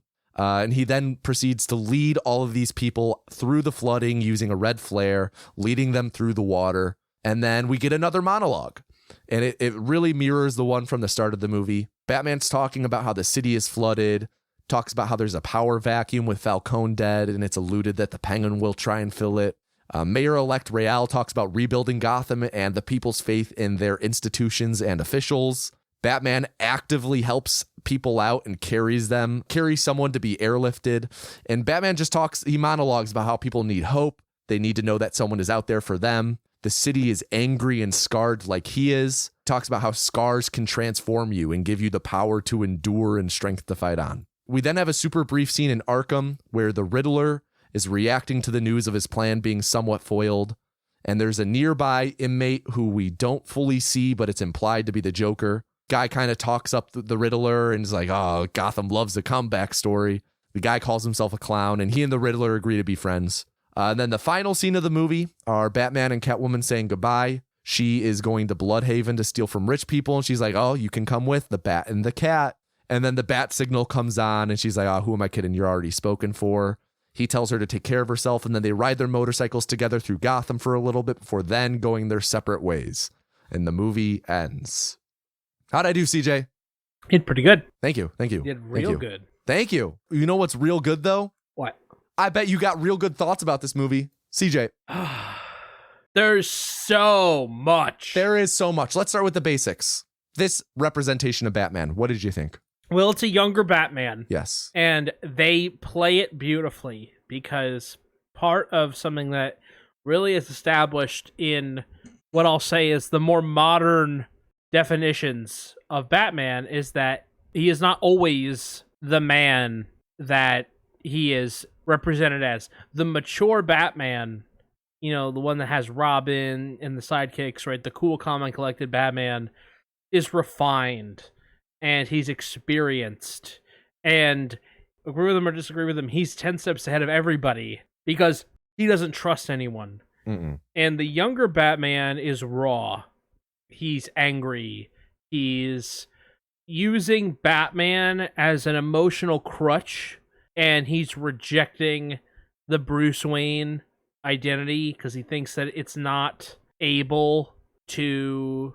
He doesn't think that he can do as much as Bruce Wayne as he can as Batman, which is always a point of conflict between him and Alfred, right? Because Alfred sees the game, he sees the whole board, whereas I think Bruce is clouded by his grief and his rage. And so in everything from the way he beats the shit out of people in this movie to the way that he actually takes a lot of damage, like he gets hit a lot, he's not skulking around. He's not rappelling down and tying people up. He's not approaching as smart. He's going full tank into every situation, right? Mm-hmm. And it's so good and so in line with what I was hoping it would be for a younger Batman. And I think that Robert Pattinson did such a great job of playing Batman, you know what I mean? Because it felt so raw, it felt so real, it felt like a frayed edge or like a live nerve. And I think that it really worked for the movie and its setting. Mm-hmm. So a really, really good Batman, it makes me almost on its own want to watch the Penguin because I just want to go back in that world. Mm-hmm. Like I want to go back into this world so badly. Mm-hmm. And the other Batman movies don't scratch this itch because they're not that Batman. Right. Like even in Batman Begins, he's inexperienced, but he doesn't play the same. Like that's more of the League of Shadows type thing. It's more ninja-y. Yeah, like that is his training under Ra's al Ghul, right? Oh, you say you're in the Raish camp? I used to say Raz, but then I played the Arkham games and I believe they called him Raish. Mm-hmm. So I went with the Arkham games because I prefer them. Okay, fair enough. But yeah, I just think it's really real, and I think that you can build so much when you start with raw Batman. You know what I mean? There's so much more growth there. Yeah, and so I'm just going to bring this up because we don't have a note on it, so I don't think neither of us have too much to say. I think the music choices in this, not just the score, there's so much that could be said about the score and how Michael Giacchino's, approach to it with like these, this drum forward, bass heavy Batman score, it's akin to his boots, whenever he's walking in the darkness, because his boots, like, yes. I want to talk a bit about the bat suit in a little bit, but like the needle drops, there's not many of them, but Something in the Way by Nirvana is like, it's the perfect song to capture this Batman. The entire energy around this Batman is it's a rejection of so many things. And that's so perfectly captured with Nirvana's music and what they meant just culturally in their heyday, like at their height, Mm-hmm. So yeah, I liked a lot of what you said. I totally agree. Like very frayed, raw, and I think that the music captures that. And it's just, yeah, it's a really different approach. And you talked a little bit about Bruce Wayne in Batman. Let's talk more about that. Something that I think is interesting that I heard put to words once is there are 3 roles that an actor who signs on to play Bruce Wayne / Batman has to play. You have to play Batman. Yep. You have to play Bruce Wayne, the billionaire, and you have to play Bruce Wayne, the person. Okay. And the difference between Bruce Wayne, the billionaire, and Bruce Wayne, the person are, Bruce Wayne, the billionaire is the public figure. How Bruce Wayne, and this is what Christian Bale absolutely nails in his trilogy, is he is so good convincing you that he is this genuine Bruce Wayne who cares for people around him, but is heavily has so much trauma. But then he at the same time plays this oafish, aloof billionaire playboy who is out on yachts with Russian dancers and ruining things for other people just by being a billionaire.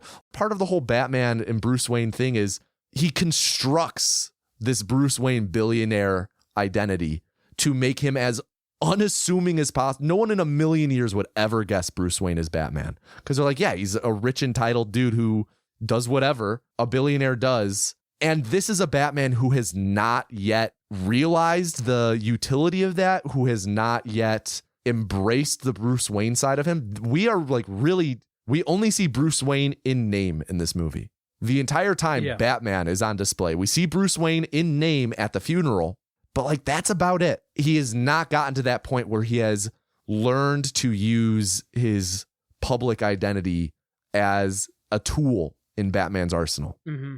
Because that's something that we haven't fully seen in a live action Batman movie before, is this Batman who, I guess this Bruce Wayne who like just straight up doesn't exist yet. He's not, the clay is there, but he's not been formed yet. Mm-hmm. CJ, what do you have, I guess, in thoughts on Bruce Wayne in this movie and the approach to, him trying to find himself and everything? Bruce Wayne in this movie is young and immature. Immature is the perfect word. And part of not having your parents and being raised by, because he rejects Alfred as a father figure early on in the movie. It's a very active, like, you're not my dad. And he has a moment later where it feels like he softens up on that, right? But he hates everything Wayne. Like, he rejects everything about Wayne. The only thing that he doesn't reject is that this idea that his dad was a good man.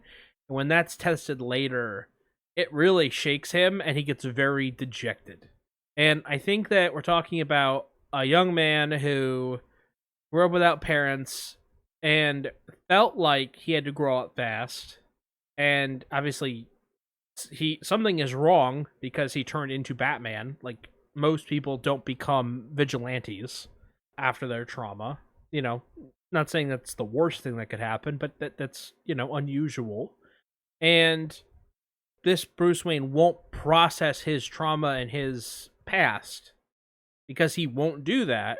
He's stuck in a weird in-between place where he feels more like Batman, but he can't really be fully Batman until he resolves this other stuff that he's dealing with. Yes. And that's part of what contributes to making it so raw, right? Like well-adjusted people don't beat the shit out of people. No. Like, you don't become a boxer if you grew up well-adjusted in a happy home and everything went right in your life. Like, you don't get this urge to just beat the shit out of people for fun because you're also getting the shit beat out of you, right? Like, there's a switch somewhere. And that switch for most people is when you make a reservation and then 30 minutes later they seat someone else who had a reservation even though you've been waiting. Yes. They ran out of it. Yes, that's the switch for most people. Fuck off. It's like not everyone is willing to just go to the mattress on any given night. Like, I think in his voiceover at some way he says death doesn't scare him, and he is vengeance. Mm-hmm. Well, I gotta tell you, saying your vengeance is way, and I think I called that he was gonna say that or something. You did. Yeah, that was really funny. You nailed it. Because that's such a childish thing to say there.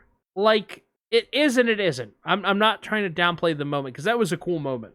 It's a great. It's so fucking sick. Yeah, but like, I don't know. Sorry, I'm not saying it was really cool. It was really sick. I'm saying from his character of being Bruce Wayne, it's like, is that how you think about yourself? Uh-huh. Like, that's your identity, your vengeance. As a cold ass line to say somebody, A+. But as like how you identify with yourself, it's like, who are you? Mm-hmm. Your vengeance? Mm-hmm. Okay. Like the cape and everything too. Like, okay. Yeah. So that's how I feel about Batman and Bruce Wayne, right? The Bruce Wayne thing. I said in the commentary, I would be leaving this movie a little upset if he doesn't have some kind of growth moment at the end. Because everything about restoration? Renewal. Oh, I forgot to mention real quick, addendum to the recap. The renewal fund, after the Waynes died, it was just fair game, and guys like Falcone and Maroni, they just pilfered it, they just looted it, and nothing went to like the orphanages and stuff like that. And that's part of why the Riddler hates the Waynes. And just in terms of renewal, it's like, oh, you can solve all of your father's sins and everything that he said he was going to do that he didn't get to do because he died with your money, right? And it wouldn't even take any effort from you. You would just hire somebody. You know what I mean? Like, the impact of Bruce Wayne Batman is the realization that he can do more in a minute in a boardroom as Bruce Wayne than he could do in a year on the streets as Batman. Mm-hmm. Because he can only be in one place at once, whereas his money can do so much more good. And it's that, when he gets to that place, is doing both really helps, right? Yeah. So that's all my feelings about Bruce Wayne and Batman, and now I want to talk about the Riddler. Well, actually, before you do that... Damn it. I also forgot something else I wanted to mention. Okay, go ahead. You were talking about music before, and I didn't get to say this.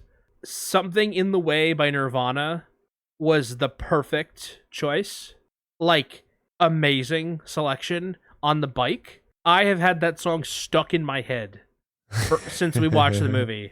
And I never heard it before. That was the first time I'd ever heard it. Really? I was in the moment. I was like, it's kind of like Smashing Pumpkins. I thought someone wrote that for the movie, and you're like, no, it's just Nirvana. And I was like, it's Nirvana? I never heard the song before. So, okay, do you remember when? It's so funny you bring this up specifically. Do you remember when I visited you last year? what I said I listened to on the drive You over. listened to Nirvana on the way Yes. Do you remember why I said I listened to Nirvana? here. Oh, is it because of the Batman? No. I listened to Nirvana then because Nirvana was a huge blind spot for me. Mm-hmm. I could name one Nirvana song, and that was Smells Like Teen Spirit. I just could not tell you another Nirvana song. I love the Foo Fighters, one of my favorite bands, but just for some reason never got into the Nirvana. And I was talking about the Batman with my little cousin, who I've talked with you about before. Uh-huh. And my little cousin, huge into movies, huge into music. And we're talking about the Batman, and they were like, yeah, I saw it with my friend, and when Something in the Way came on, we just lost it. I was like, what do you mean? Like, the Nirvana song? It's like, when was that in the movie? And they're like, what? And they explained when. I was like, oh yeah, no, I just thought that was a song for the moment. And then they were like, no, what? And they just lost it. So it was cool then, having listened to and being familiar with Nirvana now, which somehow I wasn't before, and then watching the movie knowing that was coming and knowing everything like that. I find it hilarious that you had a similar experience to me where you're like, oh, okay. But you know what? Let's move into the Riddler, actually, before we talk about what I was going to bring up. What did you want to say about the Riddler? So, because it's gritty, raw, morally ambiguous, more so Batman, it's only fitting that he has raw, unrefined villains as well. And I know that this is not the first time they've shown the Riddler. This is the most grounded version of the Riddler we've ever seen. For sure. Because Jim Carrey's Riddler was chewing the scenery. In the comics and video games and movies, he always has this very smug representation because he knows that he's smarter than Batman. I love the modernizing it a little bit to make it like he's a desperate fanboy kind of who looks up to Batman, not understanding the differences. Mm-hmm. And then I love Paul Dano when he's in Arkham because he actually acts like he has a mental health issue. Mm-hmm. That behavior is really burned into my brain. The movement and the yelling and the repeating and just going into basically a full body panic attack. Yeah, he has a meltdown, genuinely. Yeah, a genuine meltdown. No, right? And oh yeah, now you're in here forever, right? Mm. Yeah, you lost. But then there's that moment at the end when he realizes that Batman is not who he thought he was. Because he already had this presentation, he already had this realization that Batman's not who he thought he was, because he realizes that he's alone. But then that's a rejection from Batman, hey, you're not my friend. So he takes it that way. But then he finds out that he really isn't like him, because Batman didn't reveal the whole plan. He didn't understand. And then there's that other realization. It's oh, you really aren't like me. But this time it's, you're not smart. Right. And that is a completely tonal shift, right? Yes. Oh, you're not as smart as I thought you were. Yes. It makes him from this, for lack of a better word, pathetic person moments ago in how he's throwing this tantrum and having this meltdown over his plan not working into this more vaguely and ominously threatening figure in such a quick turn. With the flip of a switch, he goes from petulant child crying in the supermarket to supervillain. Yes. In minutes. It's in seconds. It's so good. So good. And the last thing I'll say about the Riddler is they didn't really let on that it was the Riddler for a decent amount of time. They didn't dress him in green. He didn't have the question mark suit. It was real. And this really goes into something that I wanted to talk about, and that this is not per se a Batman movie, because the plot of this movie is not dependent on the characters of Batman or the Riddler or the Penguin or the Batmobile or the city or Commissioner Gordon. If you change all the names in this movie and you change his costume and you change the car, this movie still works in spades because they leaned into having a realistic, more grounded approach as opposed to what other Batman movies do where they play into the kitsch. They play into the comic nature of it. They play into it. And this is a rejection of every superhero movie trope that I think when we talk about movies, but Batman always has been a world apart from other superhero movies. But also, this is a rejection of the comics almost themselves. This movie almost hates the comics of Batman, while also being very respectful. It's like this movie doesn't need the comics. They just exist. And I love that because that's what these stories could be. All superhero movies could be this. Just a real story, a real situation that's possible that gets made fantastical with the addition of characters. Yeah. And I think that it's interesting watching this having had the Nolan trilogy, because when that trilogy was coming out, everyone was like, oh, it's so grounded, it's so gritty, it's so real. That movie looks like the most fantastical thing ever when put side by side with this movie. Oh, yeah. The fucking monorail with it's gonna turn all of that shit into vapor and it's going to be delivered via air. That's such a cartoony plot. Mm-hmm. You know, it's like, it's ridiculous. Yeah. And even like I said earlier, I want to talk about the Batsuit specifically later, but like the Batsuit and like the Riddler's costume, like in this movie, it's all stuff that you would get in an army surplus store, which just, again, makes it feel like just that, like the boots themselves. Like you said right away in like the first scene was like, those are just regular boots. And it's like, yeah, they are. Is he gonna have custom made shoes from Italy shipped in for this? No, he's gonna get whatever tactical stuff he can get. Yeah, and I loved that. Mm-hmm. You know, it's like, I don't like the ski mask Batman, but I love the I'm still working on my kit Batman, you know? Mm-hmm. So, really good. Yeah. Something I wanted to talk about, I think that this is kind of the main through line of the movie and has to do a lot with what we've already talked about with Batman and Bruce Wayne and the Riddler. So I feel like we should probably talk about this sooner than later. But I wanted to bring up the whole discussion and kind of point of the movie, vengeance versus hope. Mm-hmm. The movie starts with Batman himself literally calling himself, saying, I am vengeance, when someone's like, who are you supposed to be? Mm-hmm. And he talks about how he uses fear, and we see him using fear effectively with how these criminals all across Gotham see the spotlight, the bat signal, and then look to a nearby alleyway and just see black. And then they drop what they're doing and run because they're like, oh, the Batman's around. Mm-hmm. And this fear actually work. But it's like you said with Batman versus Bruce, like this is not the right way to do this. He needs that growth to find like that's not what Batman is about. And throughout this movie, like people are always calling him, like Catwoman calling him vengeance and himself saying it's about vengeance.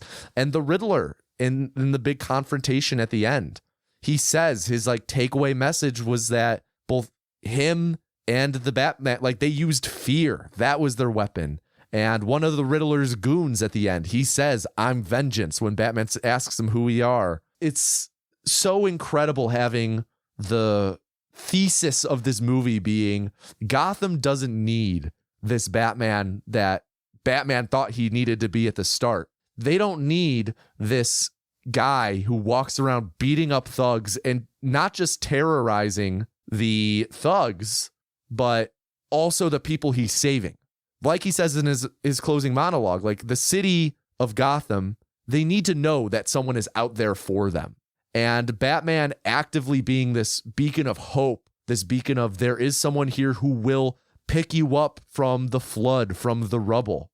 Like that is the lesson he learned. So when we were watching the movie and you're like, I swear if he doesn't by the end learn or come to the growth moment of, oh, I can use Bruce Wayne, that I'm going to be upset. And I'm not attempting to put words in your mouth, but it sounds like the growth that he had as Batman was like, it was the meatiness.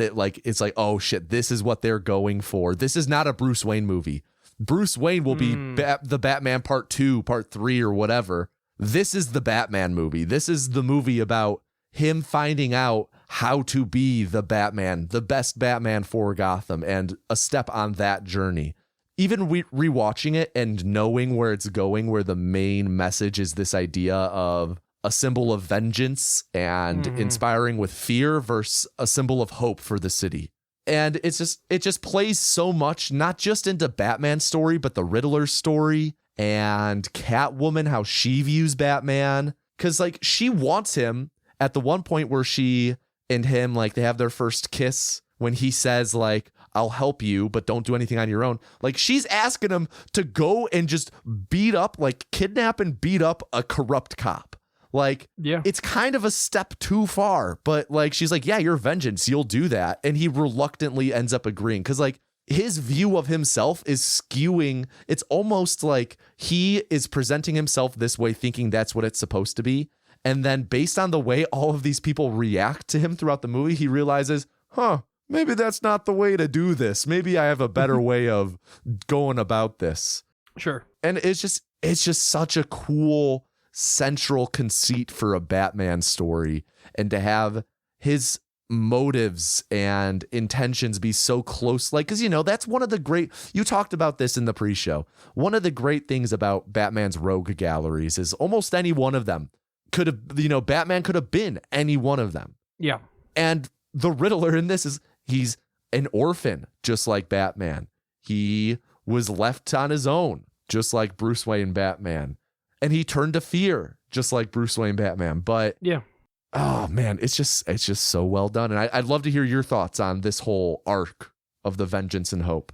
Yeah, I did say in the movie during the commentary, like that I was going to be disappointed at the end if there was not growth for Bruce Wayne. And I did mean that when I said it. I'm not going to say that I didn't mean that. Right. But I think that something that changed for me was I did see where they wanted to go with Bruce Wayne, because it's about a message of hope, right? And he saw his father's legacy get a little tarnished, and he saw the results of, everything that the Riddler did, and he learned about hope, and he saw how much that money could have done versus what it didn't end up doing. Because Thomas Wayne's money not reaching the orphanages gave birth to the Riddler the same way that Batman's existence gave birth to the Riddler. Because you don't become the Riddler with one bad day, right? I always said that Batman's one bad day from being any of the villains, and the villains are one good day away from being Batman. But a whole lifetime of, living in an orphanage where no one's caring for you as a child. And babies are dying all around you. Yeah, exactly. Which I just want to say, the Riddler says that happened. I'm not saying that's what happened in orphanages. So I just want to say, put that out there. Go ahead. Yeah, this is what's happening, but you don't fall backwards into it. A lot had to happen for the Riddler, but these two things really created him, or at least one gave him the idea, and one made him the person that could take that idea, who could come up with that idea. Mm-hmm. And so at the end, I'm hopeful that in the future we will get some Bruce Wayne growth, even if it's small, because I think that that's important.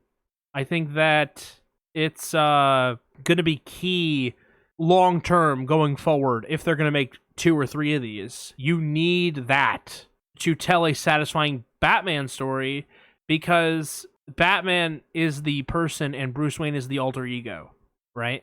And for a lot of people going to see it, being rich is a superpower. It's a little silly to say that, but to a lot of people that would go see this movie and enjoy it, just the fact that he's rich is fantastical, because they don't have the money. They are living and dreaming the same way as being someone that beats bad people up or having superpowers. In the same way, it's a form of escapism that people, respond well to. So, I don't know. That's sort of my thoughts. I was not disappointed. I do see where they're going, and it was perfect that it was a Batman movie. It was a Batman movie. It was about Batman growth. But it never occurred to me that that would be a direction you could go in because I'd never seen it with my own eyes before on the silver screen. Mm-hmm. Also, I think we're having amazing conversations. We have so many bullet points. I do think a lot of these bullet points are going to be a lot quicker. Okay. We're covering a lot of the meat right now. We are covering a lot of the meat. I know, no such thing as too long of a podcast episode. No. We're at the 2.5 hour mark. 5-star podcast, 5-star runtime. Yeah. Something else that I guess kind of wanted to talk about. Let's talk Gotham. I'm just kind of going through these things in order I feel like we'll talk most about. And we'll just start getting to faster and faster things as we get through. Let's talk about Gotham real quick. How did you like Gotham in this movie? I felt like Gotham was a really big character in the movie. Mm-hmm. And it had a lot of personality. And it was the kind of Gotham that I obviously like, which we talked about beforehand. And it gave it a really noir feel, you know? Mm-hmm. It gave it that sort of detective gumshoe grit that this really needed. And it didn't just feel like a ripoff of New York. You know, it felt like New York and it didn't feel like New York. It felt like New York at a completely different time, you know, in space. I mean, yeah, it's New York, right? Gotham Square Garden. Yeah. Right? Yeah. Like at sea level. There's a big Times Square area. It is New York, right? It just is what it is. But I like that the way that it is its own thing. Oh, there's a club called the Iceberg. I like all the interior work that they did. I like all of the tighter spaces. That's very New York. One of the things that really stands out to me when people get New York and people that don't is like when you're doing a movie about New York or Gotham in this case, and you're doing it as a character, the spaces are tight because it's a finite area and it's not getting bigger. You can't just go a little bit to the left. It's on an island. There's no more room. You can go out, but then you're not in the city anymore, right? So it's like, okay, Gotham. It's a finite area. The spaces are finite. Having a whole area underneath the Iceberg Lounge is crazy because it's a finite area we're talking about, right? That's like part of what makes these hidden areas so interesting or like unique when you're talking about stories, when they use like the city as a character. But dark, having things be at night, being very limited in what you light and what you don't light, being very limited on what you do in the daytime and what you don't do in the daytime. You know, having tighter interior work. Like they do go to the wide. Like I'm not saying that they don't do that. But, you know, having tight interior work really makes everything feel tighter. It makes everything feel like not cramped, but it makes it feel more like close quarter. You know, even the stuff when he's like on that deserted building, when he always meets the Jim Gordon, and the scenes are always like either behind the pillars or they're on the edge and the camera's like right up in front of them. It's like, oh, or right behind them. Where it's like, oh, even when they're really in these bigger places like Madison Square Garden or Times Square, or when he's on the bike, the camera's always really close to him. So it always feels very tight. It always feels very like, whatever. When you shoot people through mirrors or like one person's on one side of a pillar and the other person's on the other side to show some kind of division, it brings the city and the space to life in a way that I think is really important and unique. And this is probably the movie where Gotham is a character more so than any other Batman movie that I've seen. Mm. Like the closest that Gotham gets to being a character in The Dark Knight is when Christian Bale says to Harvey Dent, the Palisades, you should probably know what's in your district before you become the district attorney. Mm. And something that the Gotham being a character and feeling like this is something that's only built upon in the Penguin show. Oh, that's cool. It's really good. Yeah. What are your thoughts on Gotham as a character? No, I think you nailed it. I think the crampedness, great job of coming across in this movie. It does feel very cluttered on top of it. It feels like you took like New York and Chicago and Pittsburgh and all of these big major cities that Gotham is inspired by, and you just crammed them all into one place. And it's always raining and it's always dark and it's an oppressive atmosphere in a way. It doesn't feel like anyone who lives there is happy with where they're at. Yeah. to me, two of the defining characteristics of what makes a good noir movie feel like a good noir movie or just a good noir story is one, people are dramatic as fuck. People overreact about small things and just escalate to big emotions really quickly, which, yeah, there's a lot of that in this movie. But two, it's like, I feel like a big thing in noir is everything has to be a struggle for everyone. And I feel like Gotham gives the perfect environment for this movie to where it doesn't feel like anyone living in Gotham has an easy life. And this is something that's kind of built on more, and you get a bit more info on it in the Penguin show. But like, drugs are huge in Gotham. Not that they're not huge in big cities in real life, but like, they're really big in Gotham, probably because all these people are looking for an escape because the city is so miserable to live in. So I think it was done really well.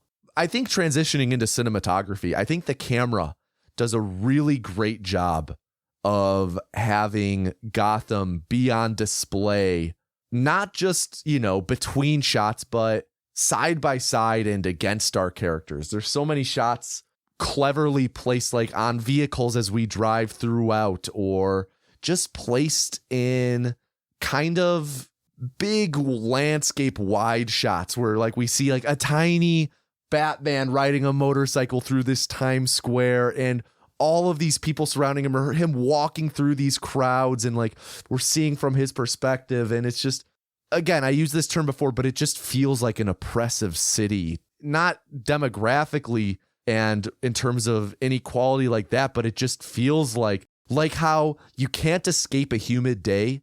You can't escape Gotham just looming on top of you. I love that expression, by the way. That was great. Thank you. That was off the top of my head. Wow, there you go. And the cinematography as a whole, mind-blowing in this movie. Going back to Dune, I'm pretty sure it was the cinematographer of Dune, who, if you've not seen Dune and Dune Part 2, like, guy's fucking talent. Let me look this up real quick to make sure I'm getting this right. Oh, no, you know what it is? This is the same cinematographer as Dune. Okay. And I think it's, I was going to say, I'm pretty sure I heard something about how someone said the cinematography of the Batman was like some of the best they've ever seen and whatnot. And I thought it related to Dune. It just turns out the cinematographer is the same guy who did Dune. And it's just, the use of color and the use of wides, and it never feels like there's a camera angle or something that makes you kind of turn your head and like, now why'd they do that? Like, it all just feeds it off of each other so well. Yeah. But I know that you have a lot to say about the cinematography. Let me hear it. I covered a lot of it when I said about how Gotham is a character, so I'll be quick. But I think that's something that's easy to forget when you're watching something. It's not the first thing you notice. But sometimes things are shot very safe. There's nothing interesting. And I think one of the biggest things that you can look for, if you're not like a big cinematography person, if you don't know what you're looking for, if you don't really study film, or you're not paying attention, look to see if anyone is ever shot in a mirror. This is like film 101. They'll point this out to you if you ever take an introductory film class at a community college. Look to see if the camera ever shoots somebody coming in a mirror. And it's not that shot is unsafe. It's not that shot is particularly hard, because the way that mirrors work, right? You're not going to see the reflection of the camera in the mirror if you angle it right. And it's not going to be something so jarring that people are like, wow, it's a great shot, because there's tons of mirror shots. I mean, there just is. There's always division in scenes, right? Like physical division with furniture, or like concrete pylons or anything. There's always going to be messages in the way that something is framed. There's always going to be messages in the way something is presented to you, right? There's always going to be that. You mentioned at one point the camera angle being the same when he's watching Selena Kyle for the first time as the same as when he goes, when we are introduced to the movie and we don't know that we're watching the Riddler watch the mayor, right? There's always going to be that messaging in there, and it's whether or not you care enough to pay attention and notice. But what I think is really great is, this is just, again, something very simple, and maybe if you're not a big film person, you can take this and walk away from this movie and be like, I'm going to go back and watch this and see what I notice. It doesn't take the safe route. It's not saying that it's like groundbreaking with what it did. It's not Citizen fucking Kane. But it doesn't take the safe route. It uses the camera to reinforce all the messaging on screen. When two characters are having a disagreement, they're framed apart. When they agree, they're close. Maybe they're not looking at each other. Maybe they're looking off in the same direction, but they're tight in the shot, they're close. You know, when people are disagreeing, it's closer up on them. When they're agreeing, it's farther away. You know, when action's about to happen, when comedy's about to happen, it's all being reinforced by the camera. The camera is not just there to observe. The camera is there to be a window into the action. It's meant to be our window. And the difference between the way something like, I don't know, what did I just watch recently? Apollo 13. One of the things I said about Apollo 13 was the movie would have been better if they never showed the fucking spaceship, because it's not about them going to space. It's about, well, I guess it is about them going to space, but it's really a story about like the drama and the tenseness and the intensity of trying to solve a problem when the problem is in outer space, right? And how difficult that is, and how interesting that experience, that story can be told, right? How interesting can you tell a story about a bunch of guys in a room planning on how to get a spaceship home? Like, how interesting can you make that story? How interesting can you make 12 Angry Men when you're just sitting in one room? 12 guys sitting in a room. How do you make that story interesting? How do you make Rope interesting? I say all that to say the camera is just there for Apollo 13. It doesn't feel, I'm not going to say it's not there at all, right? But it doesn't feel as intentional as this. This feels, with some degree of certainty from me, intentional. You know what I mean? And that is, I think, the biggest difference between good and great. And if you go back and you watch, think about what the timbre of the scene is. Think about what the tone of the scene is. Think about whatever it is. And this movie, in spades, does that. Always reinforcing. And, you know, you can't take that shit for granted, because we're getting bombarded with shit like The Rock is fucking the Secret Service for Santa Claus. Yeah, Red One, baby. Oh, which no, wait, takes no risk. I think it's called Red One. No, Red One was the, oh yeah, it is Red One. What's the Code Red? Red Alert? Red? What was that other Netflix one? Something worse. Okay. So yeah, cinematography. All right. So we've talked cinematography. We've talked Batman, Bruce Wayne. We've talked the Riddler. We've talked the main story. We talked Gotham. I think there's two other really important people to talk about in this movie, though. Holy shit. I just scrolled down. I didn't realize there was all this. I'm telling you, a lot of them are quick. All right. The Penguin. Let me hear your thoughts on the Penguin. He's not in the movie a whole lot. No, he's not. And the marketing kind of shirks you on that, too, because I thought the villain was the Penguin. And then I'm watching it, and I'm like, all right, he's not even the biggest boss in his little corner of the world. No, far from it. He's the underling to the guy who's the co-guy of the guy who's in jail. Yeah. He's kind of comic relief. I wouldn't say he's comic relief, but he is funny. He does have a sense of humor. He is funny. Sorry, I don't mean comic relief like he's a clown. But like he's a source of humor. And it needs that. It needs that little bit of a counterweight. But let me say this.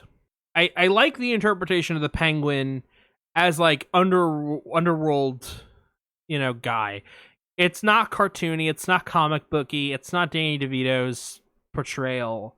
You know, it's not operatic. It's not dramatic. It's not tragic. It's this guy has the nickname Penguin, and he's a fucking gangster, and that's it. He leaned into being the Penguin a little bit, get the iceberg lounge. He doesn't squawk. He doesn't have birds. You know, he's not living in a Siberian whatever. But he's just a gangster named the Penguin, right? And everyone takes him very seriously, and so you take him very seriously. I think that's important. Yeah. And Colin Farrell as him is just unreal. Unrecognizable. One, yeah, unrecognizable. Two, I would never guess the guy playing him is Irish. No. Like, he has like this thick, like New Jersey, like it feels very informed by The Sopranos. Yeah. And especially in the Penguin show, it feels very much like The Sopranos, but it's very different at the same time, which is great. Mm-hmm. But it's just I don't know what it is about Oswald Cobb, because he's not Cobblepot in this universe, but he's just so magnetic whenever he's on. I would get a beer with this dude. Maybe. Out of all the characters in this movie, he's the one who just feels the most like a guy. Like when they catch him and they're interrogating him thinking he's the rat, and like Batman or Gordon are holding up pictures of like a crime scene, and he's like looking at them and then like looking away and closing his eyes like, wow, what are you showing me those for? No. He's like, that's the worst fucking Spanish I've ever heard. It's just great. Yeah. Great character. Really well handled. Yeah, he's pretty good. I really want to hear how you felt they handled Catwoman, though. I didn't think she needed to be in this movie. I really didn't. I didn't think that he needed a love angle. I didn't think that was necessary. I knew that the minute we saw her, she was Catwoman, and then they dragged it fucking out. They said that her name was Kyle, and she had a different first name, and then later they revealed that she's Selena Kyle, and you're supposed to go, that's Catwoman. It's like, I just didn't... CJ, the second scene we see this woman in, she changes into Catwoman, and then... I know. I just don't think she's needed. I think there's a lot in this movie that you could say isn't needed. I don't think her inclusion was bad. I don't think she, like... I don't think she was bad. I think Zoe Kravitz was good. I think she was a good character. I'm like, what role do you serve? Your role is that you're the friend of the girl who goes missing, who's not related to the main thing that we're talking about. It's part of the overall thing. Like, it just felt like, okay, you can have this moment with somebody else. You know, it doesn't need to be a whole part. And I don't need Batman to fall in love. That's not a requirement for this character. Here's the thing, though. I don't think there's really a love story in this at all. They kiss twice. Yeah, and I don't think that it's really a love story between them. They're using each other for 70% of the movie. They don't kiss.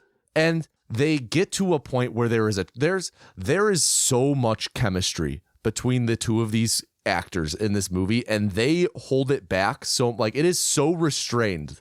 I feel like most other takes, if they had the chemistry between these two, we would see them in bed together. She would find out his identity, and she would be a legitimate, genuine love interest, but she is never his focus, and vice versa. She's using him to find her roommate, Annika. He's using her to stop the Riddler. And to me, it never felt like there's attraction there, but it never felt like they were approaching it as like, oh, I really like you. To me, it felt more like they were, again, using each other, and a attraction developed, but I don't think it really goes beyond that and them kind of flirting with the idea of them maybe being together, but that's about it. She asks if he'll go away with her. Like, yeah, no. I think we just disagree on this one. All right. What did you think about her as Selena Kyle, other than like her inclusion as a romantic interest? Like, do you feel like Selena Kyle was represented well?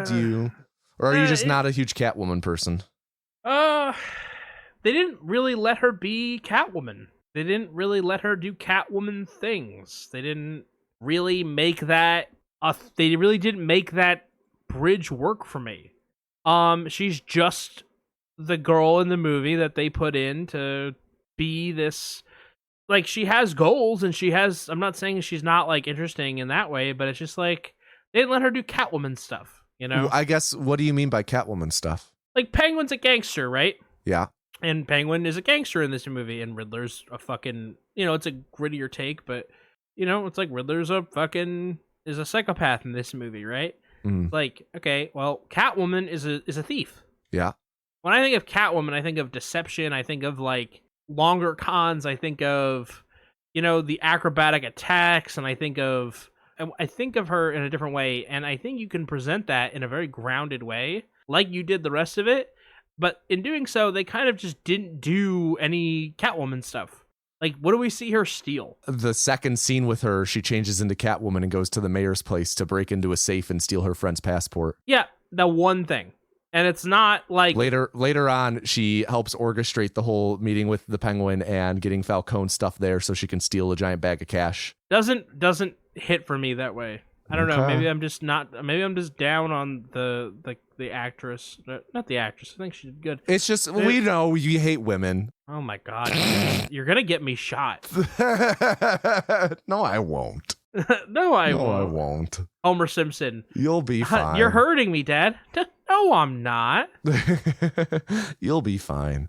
Okay, so we talked about Batman, Catwoman, Riddler, Penguin Rogue. I want to talk about their costumes, though. Okay. Let's go from top down. Batman. What did you think of the Batsuit? Oh, I loved it. Really unplanned, almost. Raw, I love, you pointed this out, but I love that they let him wear the eye black without the costume, because you're like, I always was like, why is it that when people wear the costume in real life, they never look right? It's because they don't wear the eye black. There's actually a very famous shot, I think it's in Michael Keaton's Batman, where like one shot, it's like head on and you see him and with the cowl on and he has the eye black and then he tears the mask off and then the eye black is gone. Yeah, totally. Yeah, so I agree. I really dig the Batsuit. I really like the cowl in this movie. I was talking about it during the commentary.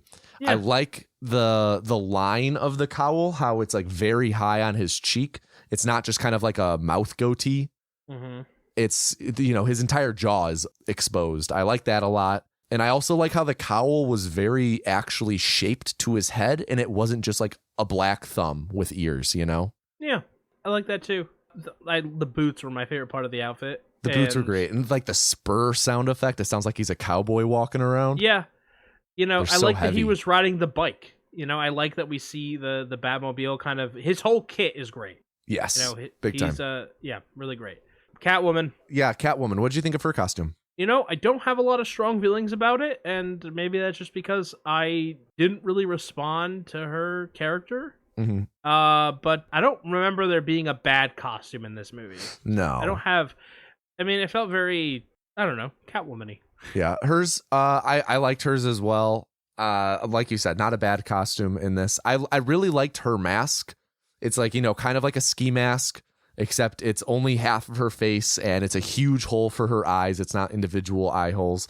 But I really love, like, the cat part of it is so subtle. It's just like the beanie, the spot where the seams end, they just poke up a little bit. So they look like tiny cat ears on her. Mm-hmm. I thought that was just a really nice implementation of the outfit.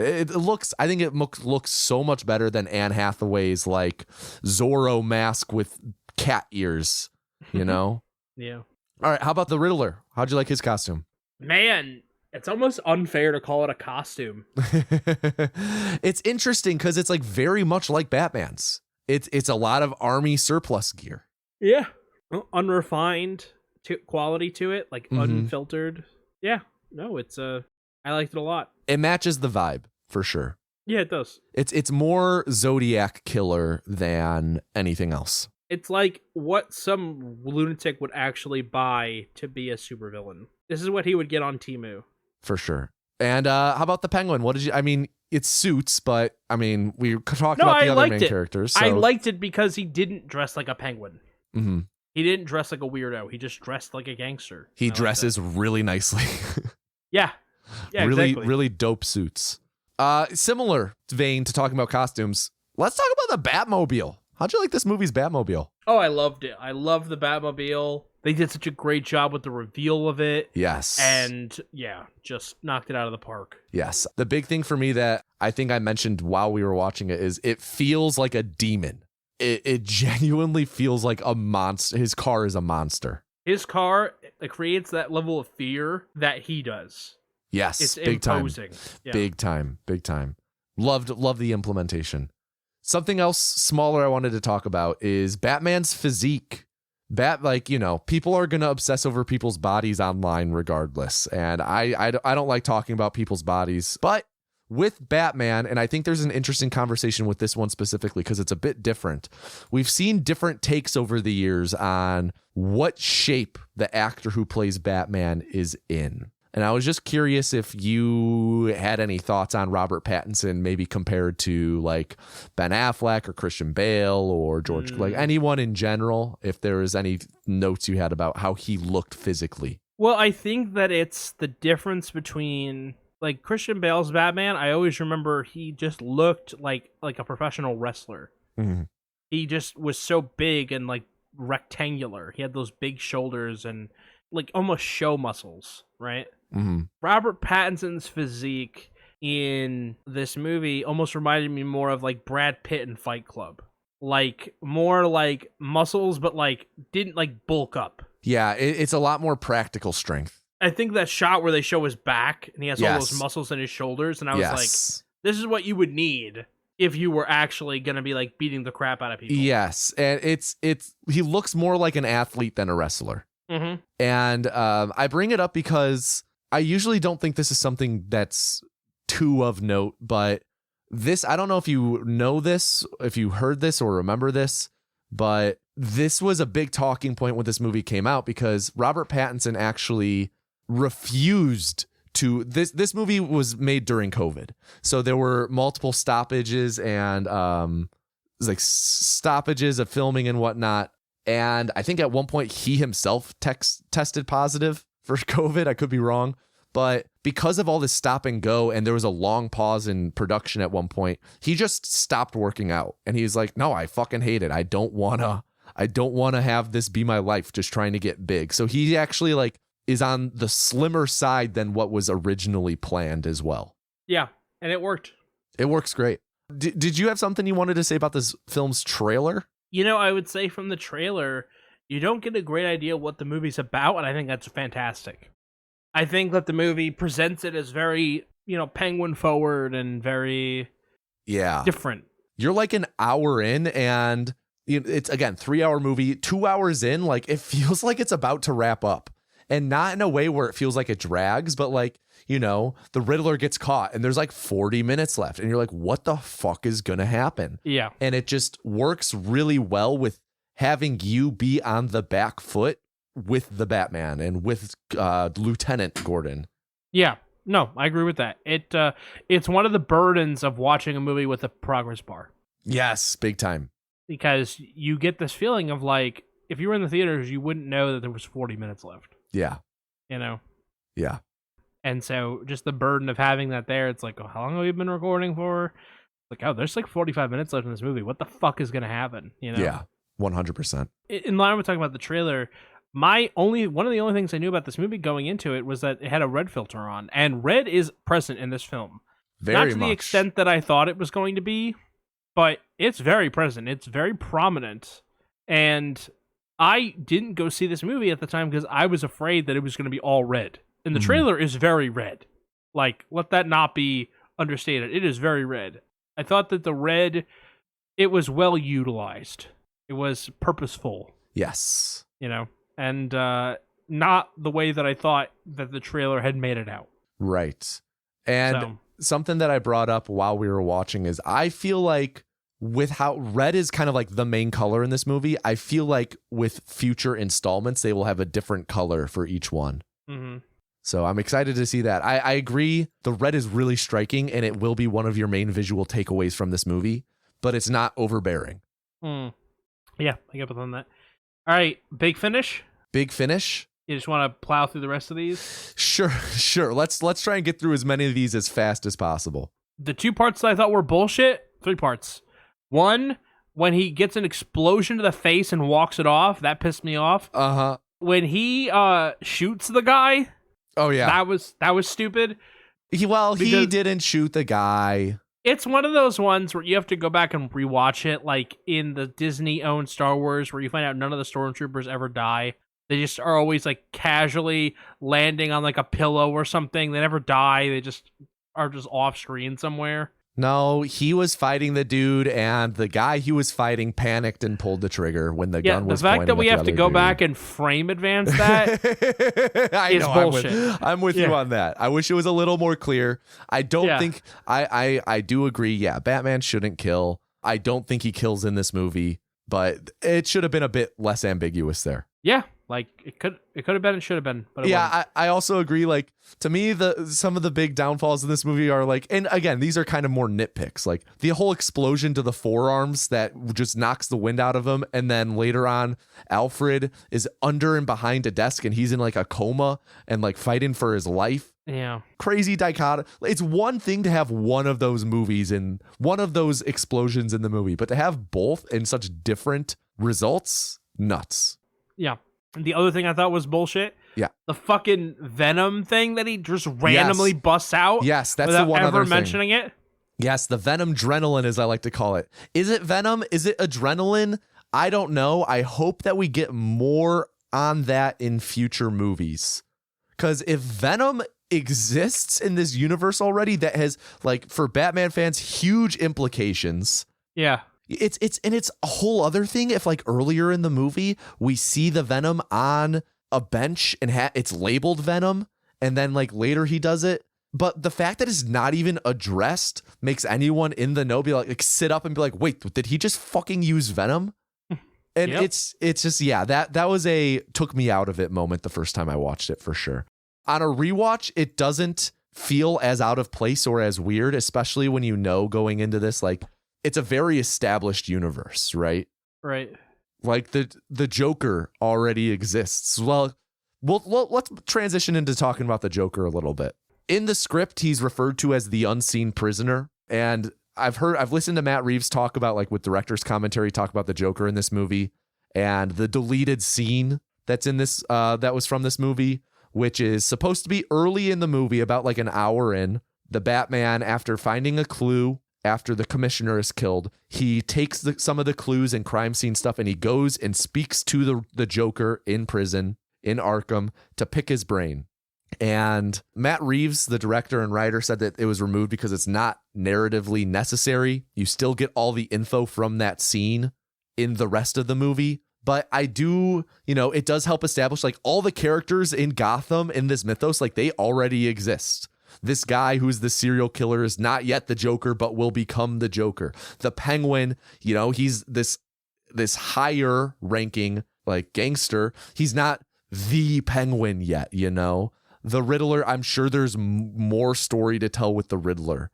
What did you think of the Joker's inclusion in this movie? I was not happy. Yes. I'm sure people were like, oh my God, the Joker. I was not happy. I don't need to live in a world where the only thing we get is the Joker. Yes, I'm so with you. I honestly rolled my eyes at when he was first introduced the first time I watched this movie. Yeah, I was like, oh, come on, man. Yeah. Like, this is not the direction we have to go. Yes. Like, this is almost taking the beat from Batman Begins, where it's like, all right, well, we found this card at the crime scene. It's like setting up the Joker. Yes. And it's like, okay, we don't have to. It's so defeating having the feeling of all roads lead to the Joker. Yeah, and like, let it be an Act 3 villain. Let it be the third movie villain, right? Yeah. Like, build it up and let it mean something. Yes, and I feel like there's still room for that. And having rewatched the movie, this was like a big takeaway for me the first time I watched it. Was like, I really, really did not like the Joker inclusion. The more it sat with me and revisiting the movie now, like, the more I'm like, no, I kind of like how it helps flesh out the world more. I think it's a bit heavy-handed having him saying the whole clown line. I don't think that's necessary. That's way too on the nose. But I do like how it helps establish, like I said, like, all the characters in Gotham already exist. The pieces are on the board for this universe. Right. And we have these expectations for the shoes these characters are going to fill, but we have not seen them fill them yet. Right. So I liked it for that.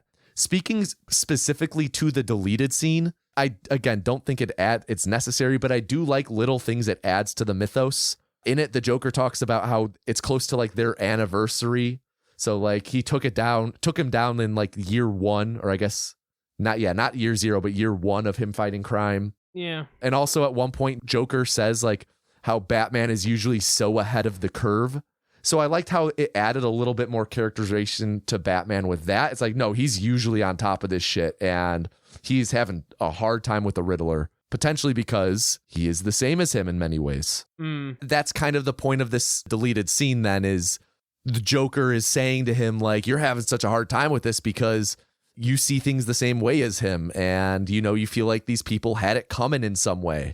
So I do like the deleted scenes for those reasons. But I think generally I agree with you. I don't think the Joker is wholly necessary. Let it build up and let it mean something. Don't, because then where are you gonna go? You have the Dark Knight problem, where the third movie can't possibly compare. I was gonna say I don't think Joker will be the villain in the second movie, and I'm hoping they do what you say of letting it build. Yeah, let him exist in the background. Maybe make him have a secondary plot. Make him more important, but don't make him the focus. Yeah, him in a part 3. If they even get to part 4, if they keep making these movies beyond a trilogy, it'd be really cool to have him be like, you know, even later down the road. But yeah. Real quick, do you know who played the Joker in this movie? Fucking Barry. I can't say his last name. Yes, Keegan? Kean. Kean, yeah. Yeah. Yeah, good. Kind of unrecognizable. Yeah. But good. Speaking of villains, though, in future movies, do you have any villains in the Batman Rogues Gallery that you would like to see Matt Reeves's take on the Batman universe handle? Yeah, I think Scarecrow kind of belongs to Christopher Nolan at the moment. Like, it'd be weird to see a Scarecrow movie. I agree. I think that Scarecrow would fit really well, but it's just been done already. Yeah. Too prominently. Okay, hear me out. I think a Bane movie would be cool. Again, has the same problem, yes, but not doing what they did with Bane, which was their own thing with Bane, but doing a real Bane movie would be really interesting, or like the toxic effects of the Venom. Yeah, I totally agree. Like, that would be really cool, like going down that road, like the Ace Chemical road.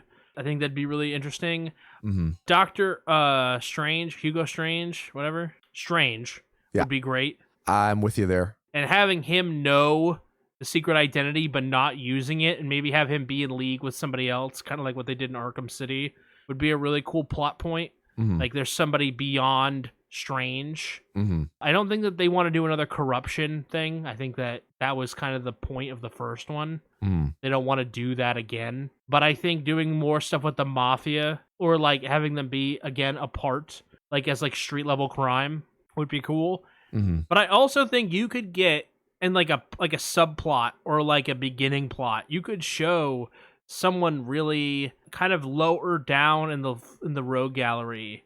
You could show like him taking down Calendar Man in the beginning of a movie, or like the Mad Hatter. Mm-hmm. Basically every fucking like Alice in Wonderland character is in the Rogue Gallery, but you know, I don't want to see Harvey Dent. I just can't. He gets so much. I don't understand how much play Two-Face gets.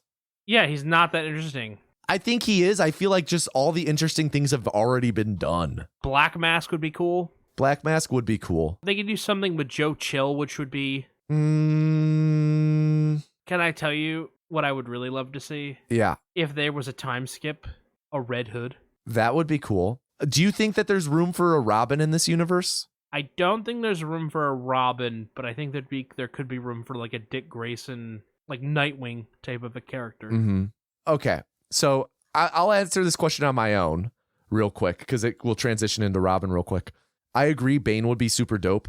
I think that and this was in the headlines recently, kind of talking about the fantastical side of this, and Matt Reeves saying, like, we are not going to lean too heavily into the fantastical. We want this to be real. But I think that there are many ways they could do grounded takes on fantastical villains. I think that a Matt Reeves take on Mr. Freeze could be super interesting. And the way that he might repurpose specific technology to do that.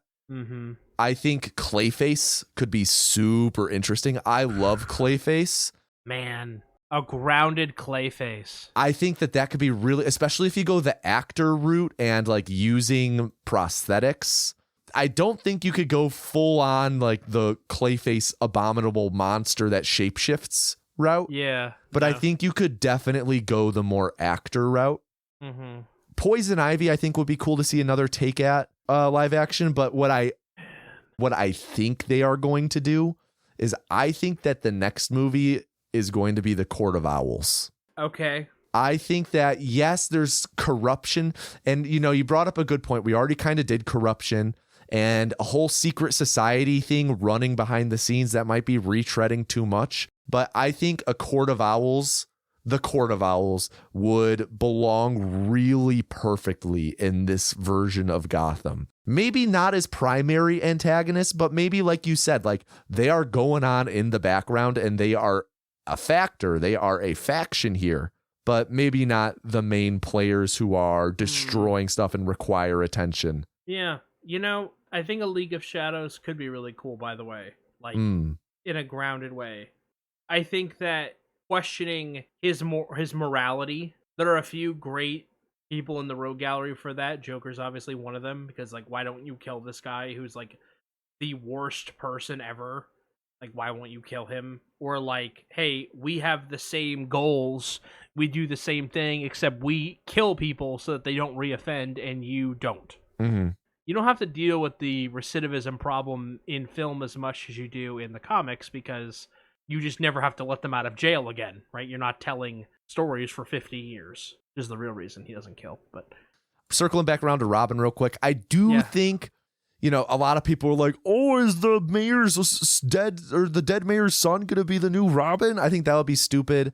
I think if they did Robin, they wouldn't be able to do like boy, like a 10-year-old. I think that's kind of more James Gunn territory. And I like James Gunn. Like, I'm not saying that to bash James Gunn, but that just feels a bit more his vibe. Sure. I could see Matt Reeves doing a Robin. I could see a Robin fitting in this universe, but you would definitely have to age up a little bit. I'm not saying do a whole like Chris O'Donnell 30-year-old Robin, but like maybe like 14, 15. Yeah.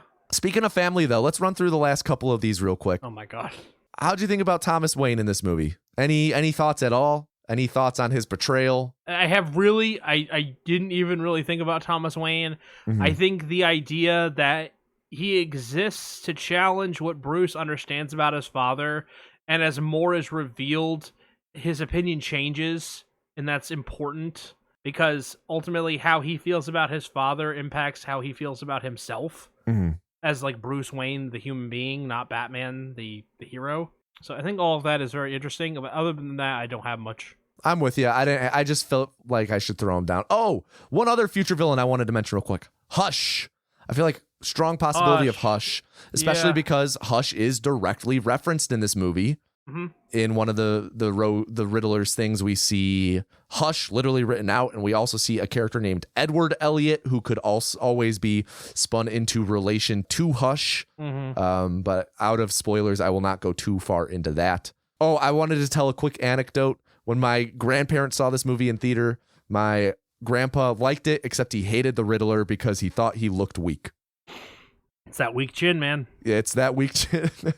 Okay. I've got one last thing to bring to the table then.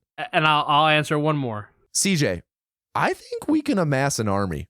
Riddler carried out this plan with a following of only 500 fringe followers.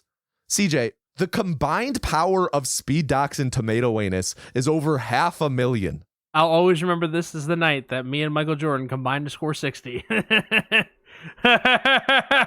about it, CJ. We could take over Madison Square Garden. All right.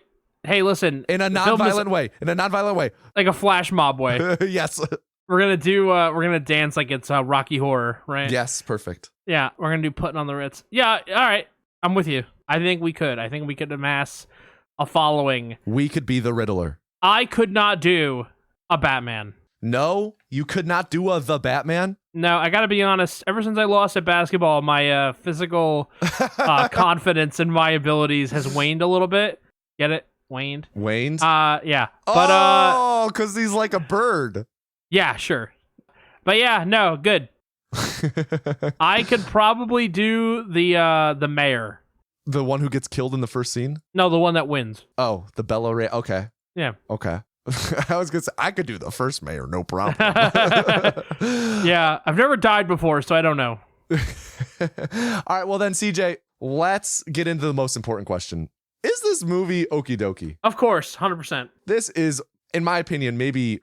No, we watched Jurassic Park. I was gonna say this might be the most okie dokie movie we've seen, but yeah, it's I up think there. Jurassic Park. It is up there for sure. Yeah. All right, the fastest rec room of all time. You go first. Okay, I've got just 2 movies to recommend that I've seen since we last recorded. The first is a newer movie, newer now as we record, called The Substance. It is a movie starring Demi Moore and Margaret Qualley, and it is about Demi Moore. She's a television personality. She's super famous, but she's aging, and she decides to take this thing called The Substance to maybe give her back some youth. And great performances, great direction, crazy script. This is like, I don't want to reveal too much about this movie, but I will say this is a body horror movie.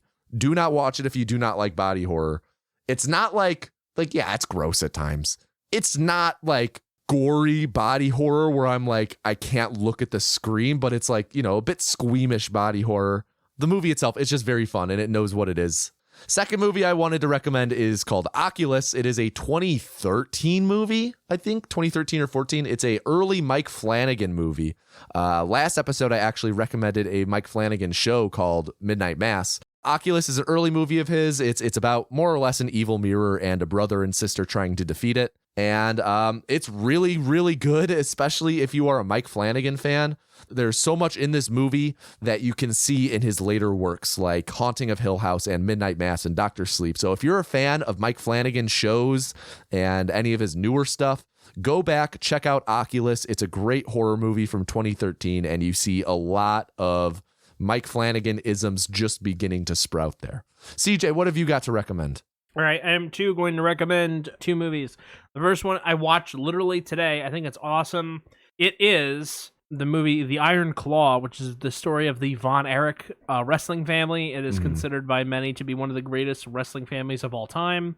Fritz Von Erich was the patriarch, and the sons Kevin, David, Michael, and Kerry. Kerry probably being the most famous, and his match in 1984 at Parade of Champions probably being one of the most memorable matches for that era, especially for world-class championship wrestling. It's a great story starring Zac Efron and Jeremy Allen White. It is not a wrestling movie like you might be thinking. It is soft and somber and subtle and great in that regard. It is not a movie about Kerry. It is a movie about Kevin, the elder brother, not the oldest. He was the second oldest. And that took me by surprise. It's really good, and I highly recommend it. I watched that today. And then the other movie that I'm going to recommend is I'm going to recommend that you all watch American Fiction. I partially watched that movie because you had told me how much you like Jeffrey Wright. Mm-hmm. And I had not watched any other movie with Jeffrey Wright in it that I could remember or recall. And then the next day on YouTube, I was getting served clips from American Fiction and on TikTok, the first 3 minutes. So I saw the first 3 minutes. I liked it. I thought it was good. I decided I wanted to watch it, and it is good. It is a funny movie without telling jokes. It feels real. It is not incredibly long. I feel like it has a great frame to the story, which is nice. And ultimately, it has one of my favorite actors of all time in it, Sterling K. Brown. So he's so great. He is amazing. I fell in love with him.